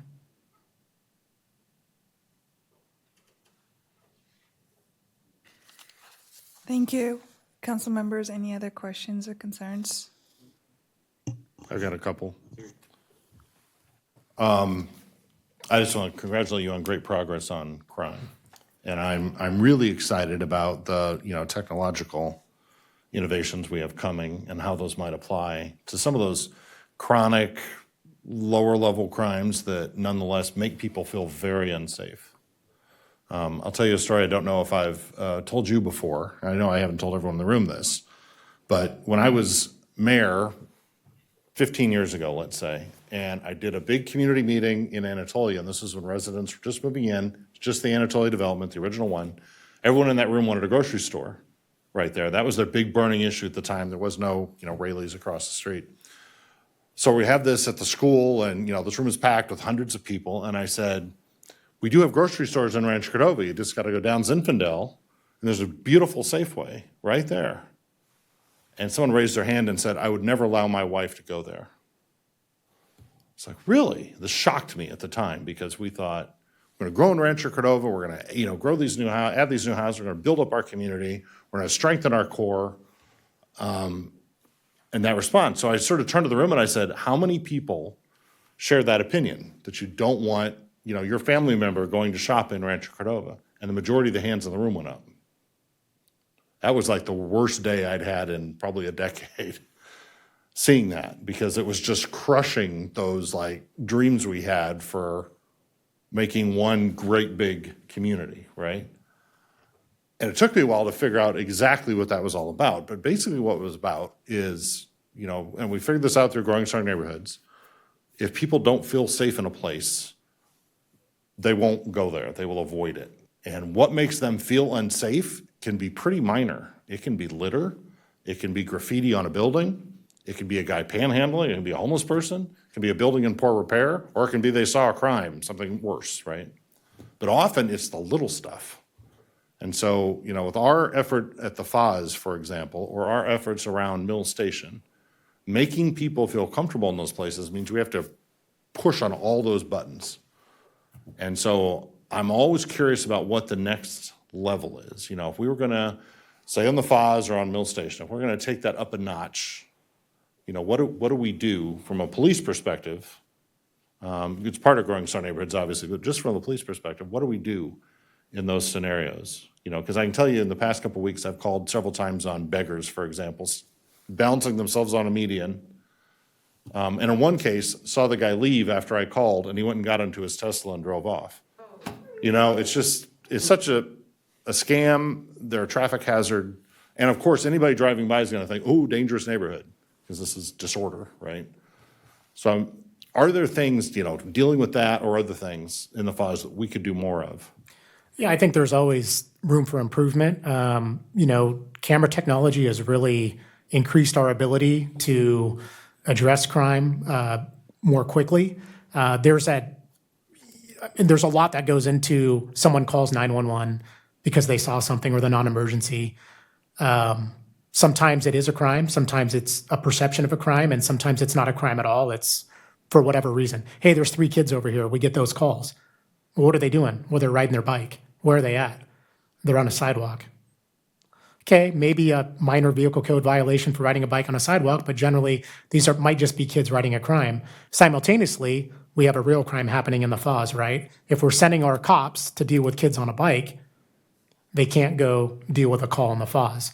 And so utilizing camera technology, the real-time information center, will better help us deploy those resources where they need to be. We can still go address the kids on a bike, and we will. We'll talk about traffic safety. We'll talk about, hey, don't ride on the sidewalk, ride in the bike lane. Hey, if you're just having fun, maybe go to a public school or large parking lot where there are people not around and, ride there. Those things we should address too. But in the priority of calls, those are relatively minor. But if we're there, we can't be in the FAS or we can't address something else that may be in progress. We have access through the contract with the sheriff's office to a program called FUSIS, which is sort of an AI-based, there's an AI function. It's not turned on yet. So I saw you start to look at me. You know better to say AI and not have it turned on. That's like, hey, this great feature, it's going to save the world. I haven't turned it on yet, but I'm not going to. I mean, it just, when's it get turned on? We're working on it. But what it does is it's a computer program that houses all of our other computer programs. So it makes the speed of information much quicker. Instead of having to get a name from this database and then go to another database to run it, to then find a vehicle or an address, this just puts it all in one user-friendly application. And so it allows us quicker to get information quicker to the officers on scene, to address if something big is happening. It will allow us to have access if it's a city-owned camera or a flock camera. We can look immediately and start looking at those cameras. But there is a function for business owners or private citizens to purchase a box from the Fusus organization that they just plug in. It's very user-friendly, and it's up to them whether they allow us to use it or not. So they can say, hey, you can look at it. Hey, something's happening. You can look at it right now. It's, like any other smartphone app. Or you can have continuous access where a business like Walmart might want us to look at it all the time. But getting eyes on right away, and so it'll let us address it. I don't think it's any secret, but we don't have, 20,000 people committing one crime. We have a couple hundred people committing multiple crimes. Right. And so if we can quickly find those people and get them into custody, you've just prevented multiple crimes, right? So I think using this technology to target people that are targeting the public or profiting off of whether it's stolen mail, stolen stuff from Walmart or Target or what have you, or, grabbing somebody's purse as they're walking to their car, if we can get those people off the street, that's going to have a huge downstream effect. Keeping them in jail and sentencing, those are things that are out of my control, unfortunately. But I think we've seen the tide turning on accountability. The legislation, the voters have said so, right? Prop 36 and some of these other things that we've seen. So I'm confident that, the future is bright, and I'm hoping that, getting specific people in custody, our CEPTED that we offer the businesses, crime prevention through environmental design, we are doing those all the time. Better lighting, cutting back bushes, getting rid of blight. I think that's, something that the city's very interested in. You're talking about the things that make people safe. I think that's a theory that goes way back. I know you're very familiar with the broken windows theory, but it's certainly true. If you are in an area where you don't feel safe, things don't look nice, then why would you be safe, right? Those are your thoughts and feelings, and that's specific to each individual. I may feel safe in one place and somebody else may not, depending on their experiences and familiarity with the area. So, yeah, I think there's, I'm really excited about the data that we've collected over the last 5 years. We have a portal where we can go and look. Some of the increased activity and decrease in these property crimes was specifically as a result of that data. It allowed us to not only find out what days are more likely crime's going to happen or specific crime, where it's going to happen, what hours it's likely to happen in. And so that allows us to direct our resources there. And I think as time goes on and data collection gets better, our ability to predict those things is only going to increase. And then again, we can adjust our response or our proactive deployment during those times. So the National League of Cities has sent me to the Consumer Electronics Show in Las Vegas for several years. You see really cool stuff. Simple explanation of one would be a camera system at an intersection that can tell who's crossing the street and how fast cars are coming, and should we adjust the lights to let the little kid on the bike cross the street, or the lady in the wheelchair, or the person with the dog that's like almost running loose? Like, should we pause traffic so that can be dealt with? It's smart enough to figure that out. So and I know from my transit board background, such systems exist to monitor like rail cars, and light rail cars, for example, and say there's trouble in this car, something unusual is happening. So you think systems like that are coming that we could work on to, I don't know, identify like that shopping cart is someplace it shouldn't be, or that person shouldn't be standing in the middle of that intersection, or whatever? My guess is they already exist. Maybe we just don't know about them, or a government agency is testing them. I mean, the things that we have available to us are amazing already. And so I can only imagine, what's coming. But for instance, there's technology out there and we use it at the air show that detect if guns are coming in or not to a high degree of success. And so, that's out there and that's AI. And it's just amazing how this technology works and it continually evolves. I mean, look how, quickly cars improve and cameras improve, phones improve. So I'm sure law enforcement related technology is improving at the same rate, if not quicker. So if the technology comes up, maybe we can solve stuff that usually you wouldn't think you could. Like someone stole the plant off my porch last night, right? But if we now have a license plate we read and we have the camera from the house that says this is what the car looked like, there's a shot now to do that. Absolutely. And even, with Flock coming online, we can search Flock based on a car description. We can search Flock based on a geofence, right? We can draw, hey, we knew there was a crime that happened in this neighborhood, right? This 3-block radius at about 10 o'clock at night, based on the report. It'll tell us the cars that if we need way more cameras than we have now, but we have enough spread throughout, we'll have a pretty good idea of what cars are in what area at any given time. One of the comments I hear a lot about those, like with those petty crimes, even some more serious ones, is people say, oh, I didn't bother calling. They're not going to do anything about it anyway. They're not going to be able to do anything with it anyway. Some version of, I don't believe they're actually going to act on what I say. What can we say to people who have that sort of approach? And sometimes I'll just preface what I think part of your answer might be, is the 911 center is not always our friend in Rancho Cordova. Yeah, I mean, I would say, one, call us. That's a consistent message that we've had for a long time. Even when I was the assistant police chief, back when I was a patrol sergeant out here, I would tell people, you have to call. Well, you're not going to do anything. And I tell them, you may think we're not doing anything, but we do something. If at the very least we collect that data, that is a data point that we have. I'll go back to earlier in the presentation, some of the businesses were frustrated that, hey, how come you're not taking that person to jail? It's a misdemeanor crime. We can't take them to jail. They're not going to accept the booking. It's just not going to happen. Well, I'm not going to call anymore then. No, you need to call. And now look, Prop 36 came online. We can't always predict the future. And so these people that were wholesale just, stealing, some of them were homeless.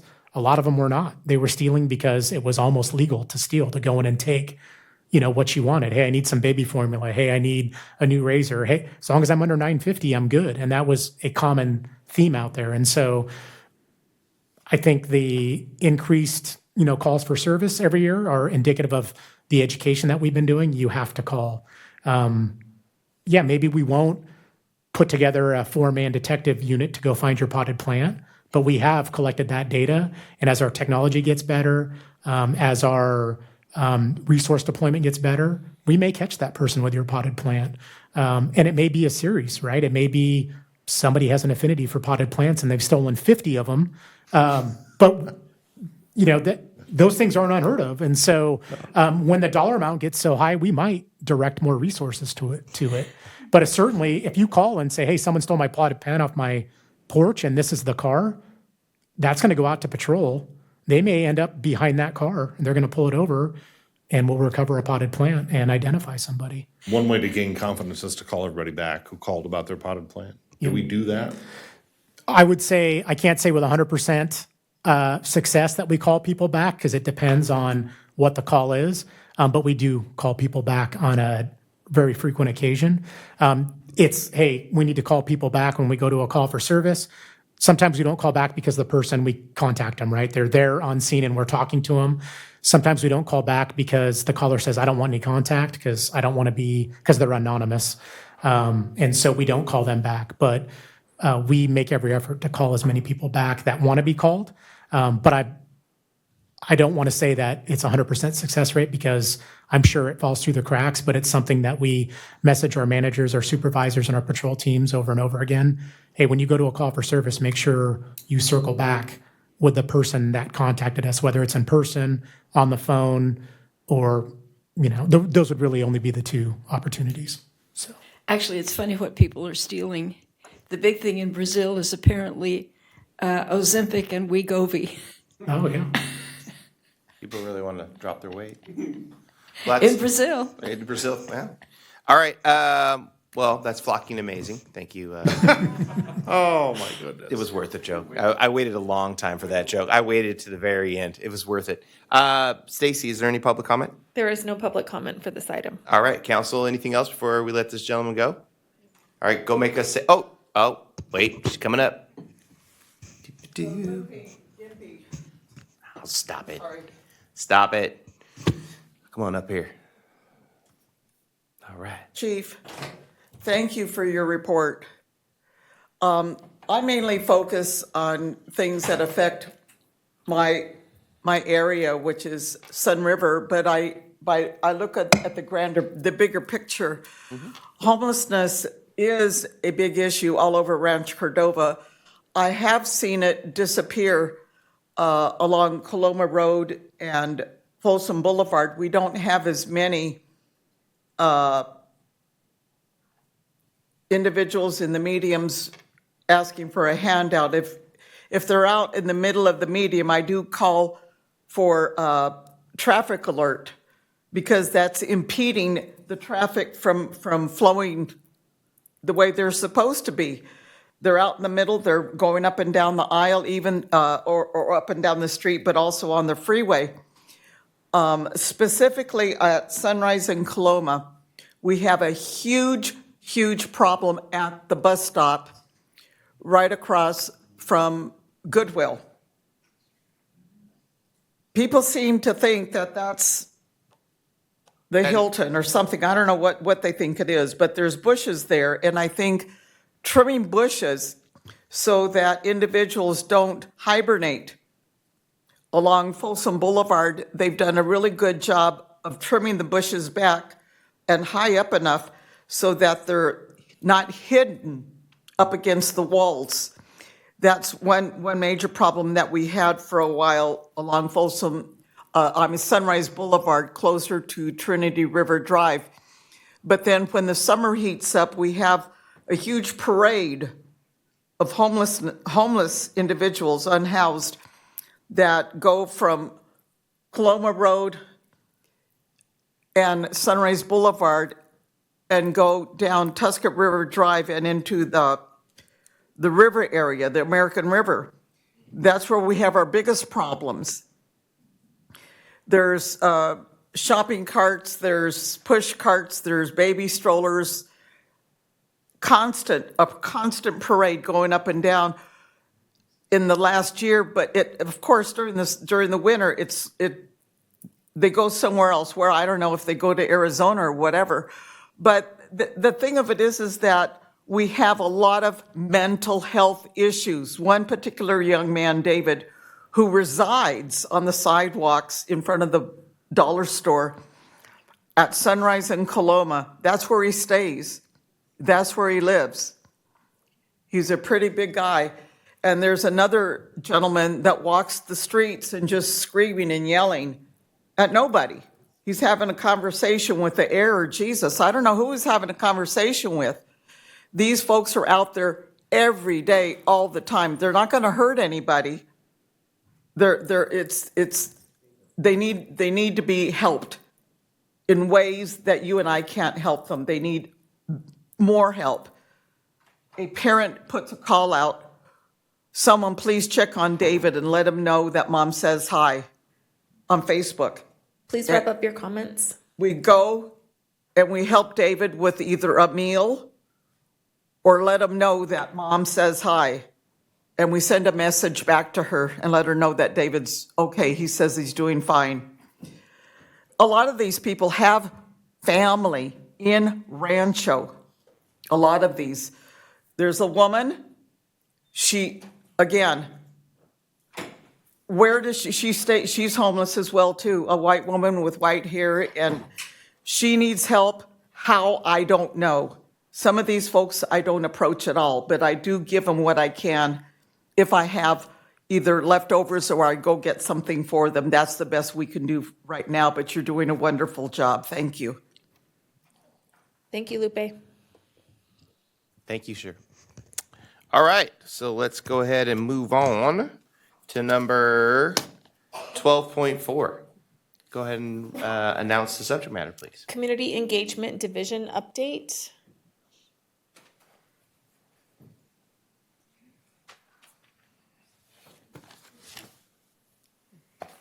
All right. Go ahead, Lorianne, take it away. Thank you. Good evening, Vice Mayor, City Council member, staff, and guests here with us tonight. My name is Lorianne Carl, and I manage the Community Engagement Division under the Communication and Public Affairs Department. Here with me tonight from my team is Matt Bullen, who you'll also be hearing from this evening. And unfortunately, Sage White could not join us this evening. We're excited to share our 2024 journey with you, celebrating our wonderful residents, dedicated community partners, and the remarkable accomplishments that made this year so memorable. So tonight's presentation will review our division's components. We will go over our projects and accomplishments for 2024. And then we'll highlight our priorities for 2025, making sure that we're in alignment with our city council's goals. So these are the components that make up the Community Engagement Division. We'll be reviewing the many projects and programs that fall within each of these areas. Our neighborhood engagement includes a wide range of initiatives and goals to identify meaningful ways to connect with residents, foster relationships, understand their needs, and empower them to build stronger neighborhoods. So the next few slides, we're going to identify some of the ways that we've engaged with our residents. So our school engagement, our City Hall field trips continue to be extremely popular.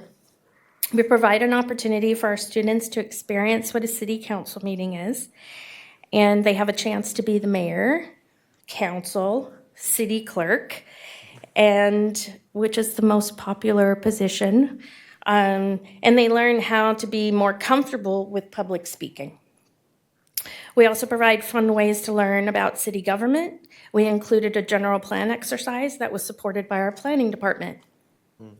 We also participate with various schools. We try and support school events, building connections with all 3 of our school districts.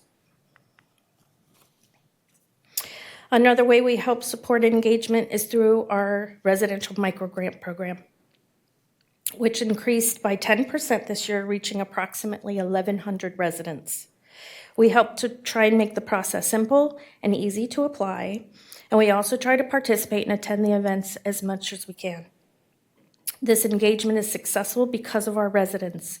Without them, this wouldn't be possible. Their desire to get involved and take the time to champion these events makes Rancho Cordova a special place to live. We hosted 2 Good Neighbor Days in 2024, one in Lincoln Village and one in Stone Creek. This event provides an opportunity for our residents to get to know one another, meet city staff, meet different community organizations, and learn about other helpful resources.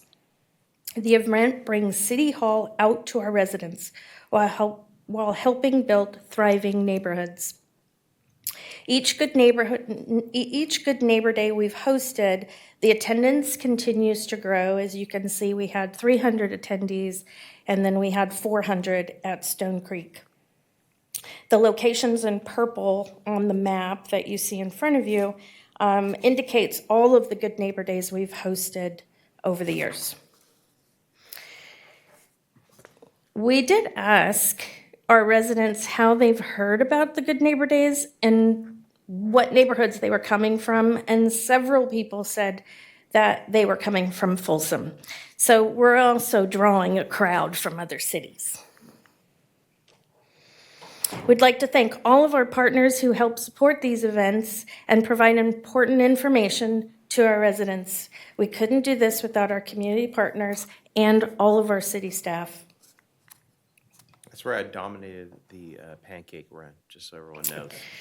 Yes. No, I saw you there too. Did you also dominate the pancake run? Me and Chief Tamayo, remember? Pancake. We ran the pancake one, owned all of them. Run? Yeah, you Like have to, race? There might you have be a to little race. clip of You have that to go in back the and later forth, and I video. dominated everybody in the city in the pancake run, just so you know. That's what kind of shape We're I'm gonna in. have to do something about this. Domination. Anyone want to step up next time, I'll be there. I have that on I have my video. medal, just so you know. I'm Mhm. ready, Yep. waiting. So our neighborhood engagement program model represents a break from the traditional engagement with communities. We engage with our residents to build relationships, help develop relationships with one another, identify projects that enhance their community, and then together we help bring these projects to life. City staff provides support where necessary, empowering resident leaders. Some participating neighborhoods have included Cordova Meadows, Somerset Ranch, Lincoln Village, Cavala Ranch, and Walnut Wood. This map actually reflects where we've hosted the variety of our engagement programs and events over the years. Our goal is to eventually all of these be in green. Our beautification programs are very unique in Rancho Cordova. And at this time, I'd like to turn this portion of the presentation over to Matt Buellin, who will share more about our beautification programs. Good evening, Vice Mayor and City Council members. My name is Matt Buellin. I'm happy to share information about our beautification programs. Our beautification programs are designed to support residents in staying in their homes by ensuring that health and safety standards are met while continuously enhancing the beauty of our neighborhoods. The residential beautification program has been extremely successful since it was first implemented and has had a significant impact on our residents over the past years. The program provides beautification assistance to front yard residential properties, providing an amazing opportunity that has been a blessing for our participating residents. With our contractors completing the work, the burden of hiring and managing a contractor is taken off the resident, making for a simpler and more consistent outcome. This has been a great asset for our neighborhood services team, offering them helpful tools to help resolve issues. That was my neighbor's house. I don't think they're low income, but I'm glad they beautified. In fact, I think their landlords have more money than me, but good for them. You're next. Our incentive programs are also unique that we provide residents with the opportunity to have their chain link fence removed, as well as any unwanted inoperable vehicle for a cash incentive. Both opportunities are ways to help enhance the beauty of the neighborhoods in Rancho Cordova. Our home revitalization programs focus not just on aesthetics, but also on health and safety for our residents. Our partnership with Rebuilding Together Sacramento is another way we help residents improve their homes. This program provides health and safety renovations and beautification opportunities for qualified residents through funding from our city's Community Enhancement Fund. Projects consist of new flooring, windows, electrical assistance, grab bars for bathrooms, sustainable landscaping, and much more. And these renovations are made possible with the assistance of many skilled and unskilled volunteers. One thing we continuously hear is that it's too good to be true, but as you can see, it's real. Habitat for Humanity is another amazing partner working to improve the lives of our residents through home renovations in Rancho Cordova. Habitat for Humanity has utilized their existing Brush for Kindness program to help with new fences, new house paint, sustainable landscaping, as well as tackling larger projects such as windows, flooring, HVAC, and roofing. Their extensive experience, along with a great base of both skilled and unskilled volunteers, allows them to make a significant impact for our residents. Sierra Service Project provided a summer program this year utilizing volunteers from Rancho Cordova, the surrounding area, and some that even traveled from across the state. They provided services, a variety of projects including stair and porch repair, replacement, fence repair, exterior painting, and a significant portion of the work addressing accessibility limitations, which vastly improved residents' quality of life. Our tree program continues to support our community through increasing the tree canopy by providing shade trees, educational workshops, and offering our free stump removal to all residential front yard properties in Rancho Cordova.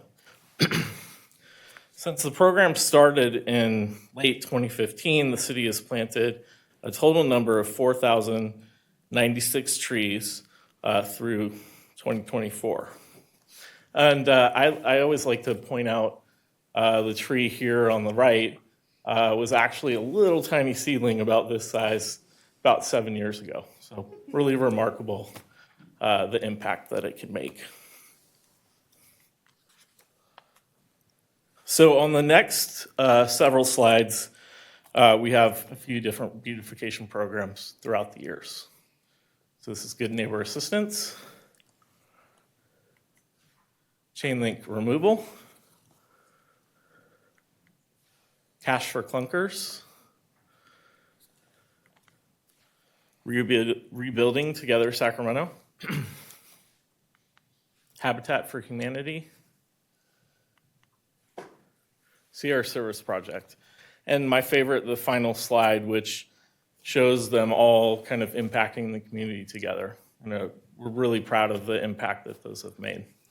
So with that, thank you, and I'll pass it over to Lorianne. Thank you, Matt. Can I ask a quick question? Absolutely. Do your volunteers need to be over 18 or something? Depends on the project. So some of the partner organizations that we have do have requirements of that age.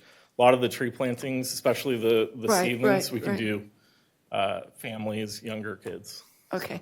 Lorianne, we'll talk about that later. Yeah. Most of them usually require 16 and older, but we have had, in fact, some of the council's families, the little ones, have helped plant trees. Okay. No, and it has to do with the pro-youth kids. Mm-hmm. Great question. Though my kid did eat mostly donuts the whole time. I had a great experience once removing a chain link fence with a bunch of mock kids. Mm-hmm. And the mock kids, it was like a chain link fence post, right? And the ground had some, concrete or whatever on the bottom. And they're trying to force it out this way, right? They're like, we're going to push it out of the ground back and forth. And I watched this, and they were taking turns, all great big strong guys that Conrad brought out, right? And after a few minutes of that, I just walked over and I said, you want me to deal with this since you weakling guys can't do it? The old guy do it? They were like, oh, yeah, right. And all I did, was, of course, lift it straight up because they'd loosened it up entirely. And they looked at me with these huge eyes like, what? I was just like, hey, old man strength. You got to be careful. But such a great experience for these kids. And then I explained, look what you're doing here, right? But some of those kids had never picked up a hammer or a wrench before, right? We were teaching them or a shovel, fundamental basic things. So there's so many levels of benefit to these programs. Plus, it teaches the community to help out the other community members. It's a blessing. Yeah. My son ate 4 donuts apiece. Yes, it is. I'm just talking quietly. That's the My son ate important 4 part. donuts apiece, and then he dug all the holes for the event. And then the volunteers showed up, and they're like, there's nothing for us to do. And it was 2 of them, and they were like, and then I left them at home with their mother. That's a fact. No, I did a Habitat for Humanity my mom dragged my family to when I was a little kid. My brother and I didn't know what to do. We painted a baller. It didn't even need to be painted. We just were on the site. We felt like we did something. That's good stuff. Well, now you have a new council. You heard that. I do. We have a new. Joe needs stuff to do. Yeah. Let me just tell you, out of all our counts, if we can find one more thing for him to do with his spare time, we're just about there. He's almost broken. Siri takes that personally because she's busier than me. All right. Moving on to our community partners. Hey. So we focus on building connections and relationships with all of our community organizations. Such as supporting our Cordova Community Council events. We help spread the word as much as we can about all the amazing events that they provide throughout the year. We also support the Rancho Cordova Food Locker by helping recruit volunteers and volunteering personally at their holiday events. We also support our organizations through our community grants, which they can currently apply for up to $5,000 twice per calendar year. And we had a total of 21 grants approved in 2024, which was a 24% increase from 2023. The community grants also increased the participation rate by 44%, with over 15,000 residents reached. This slide also gives you a better sense of the types of grants that are applied for.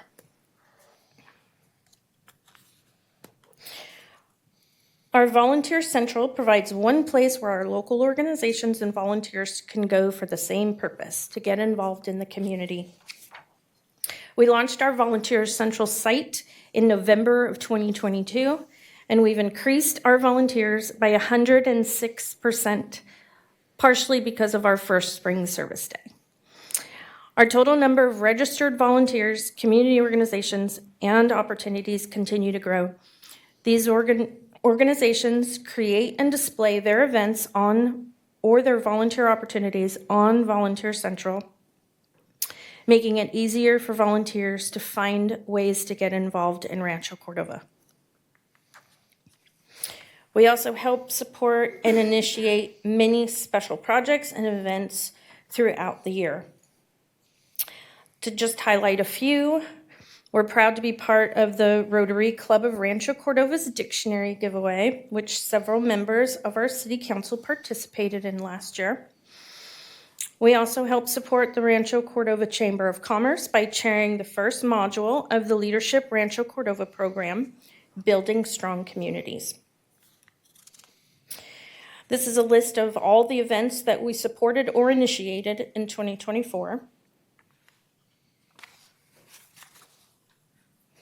And then, of course, we saved our biggest for last. So on May 18th, 2024, we held our first Spring Service Day. This event provided 16 projects, over 350 volunteers, and a number of accomplishments.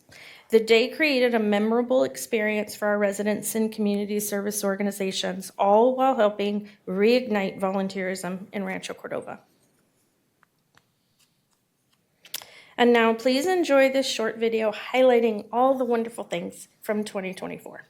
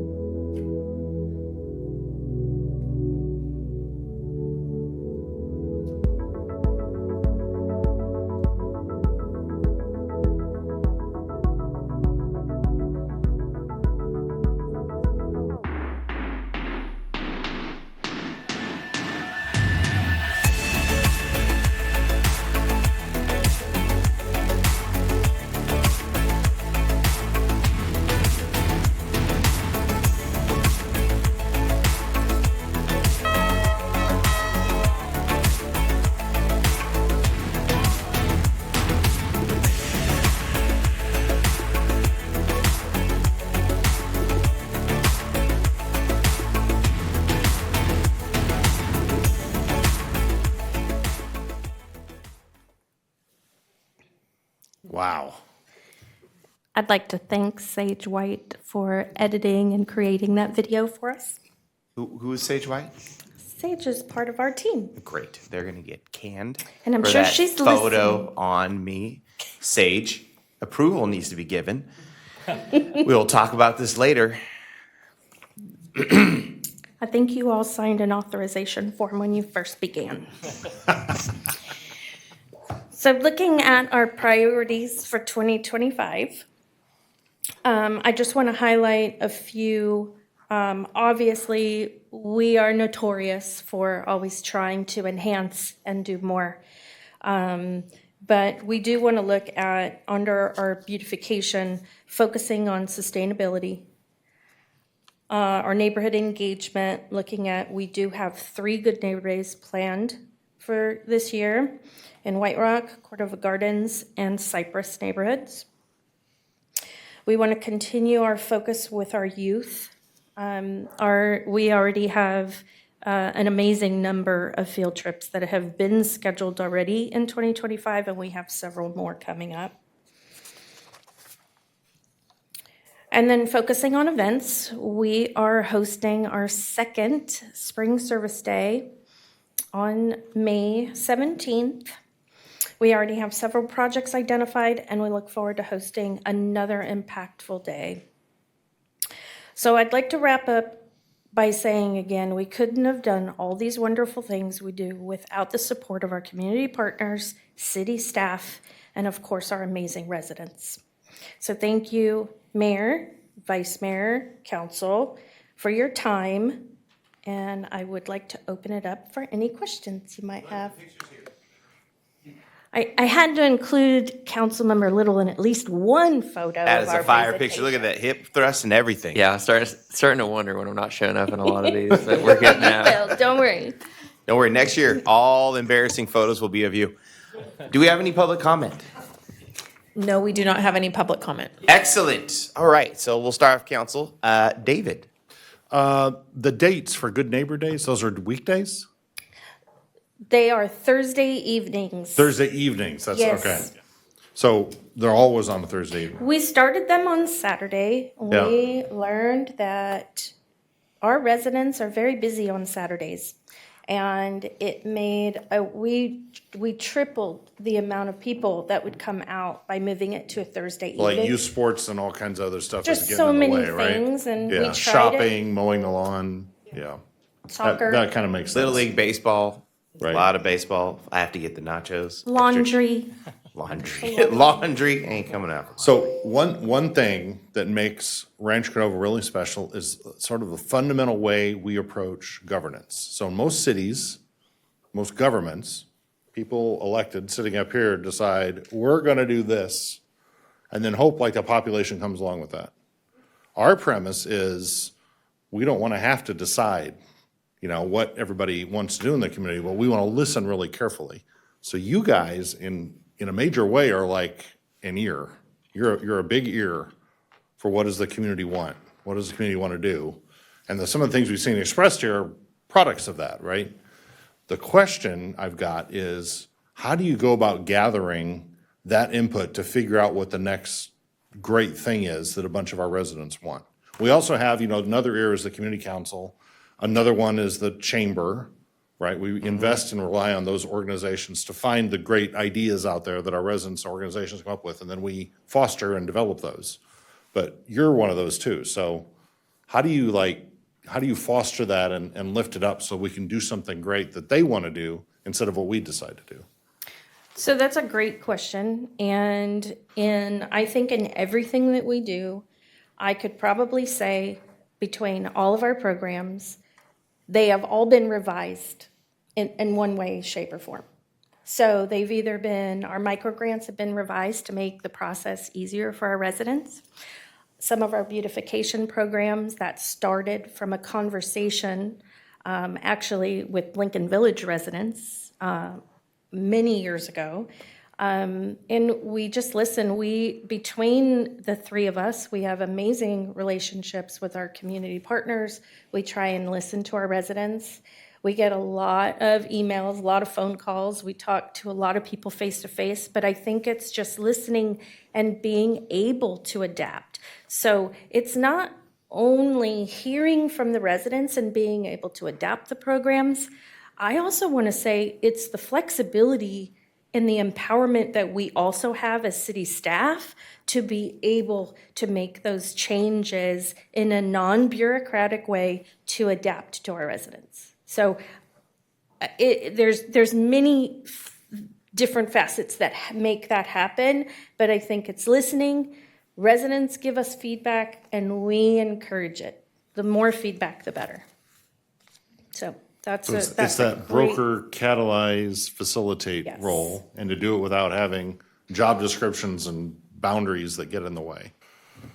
Yeah. A great example was the Good Neighbor Day. So we heard that the residents wanted us to come out, and we heard that the residents wanted to not have to come to City Hall, right? Not very many people want to come to City Hall all the time. Shocking. Hence the audience maybe, but we identified the Good Neighbor Day, and it was, and I think we chose a Saturday because it's a typical day to do an event. And we learned from feedback from our residents that that did not work for them, and we made that change.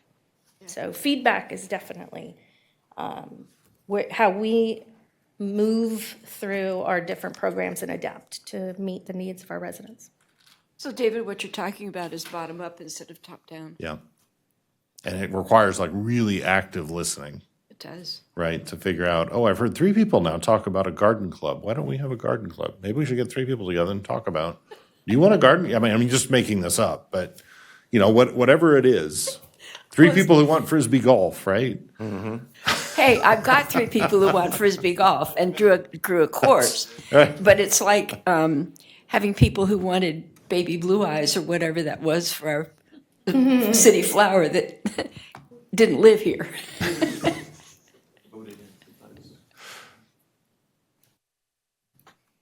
Well, I just want to commend you guys for really outstanding work. I mean, when you line up all that stuff, and I think some other programs we do, particularly the Growing Strong Neighborhood side of things, whether getting rid of the fence or adding the tree or getting rid of the stump, I think technology is going to give us a little boost here pretty soon, where we'll be able to better know where those issues are and have a better way of approaching people as a result about things we could do to improve the community.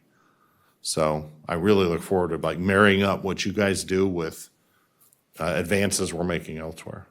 Or permanently helping a stump removal company set up in Rancho and just paying them. Just being like, listen, that's your job. Every day, remove a stump. 244 stumps out of Rancho a year. That's all we want. We love you. Yeah. And how can, another question is how can we plant twice as many trees? Yeah. There's got to be a way. What would it take? Yeah. Well, we're moving all the stumps, and there's plenty of land. I've seen the stump be a backyard. Stump before. out, tree in. Stump out. Oh, that's a new campaign. Stumping out. That's the plan. All right. Thank you. Thank you guys. Thank you very guys. Thank you for your time. Thank you. All right. All right. So there's no other agenda items. Anyone have a meeting for anything? No, because it's late. All right. Cool. Meeting adjourned. What?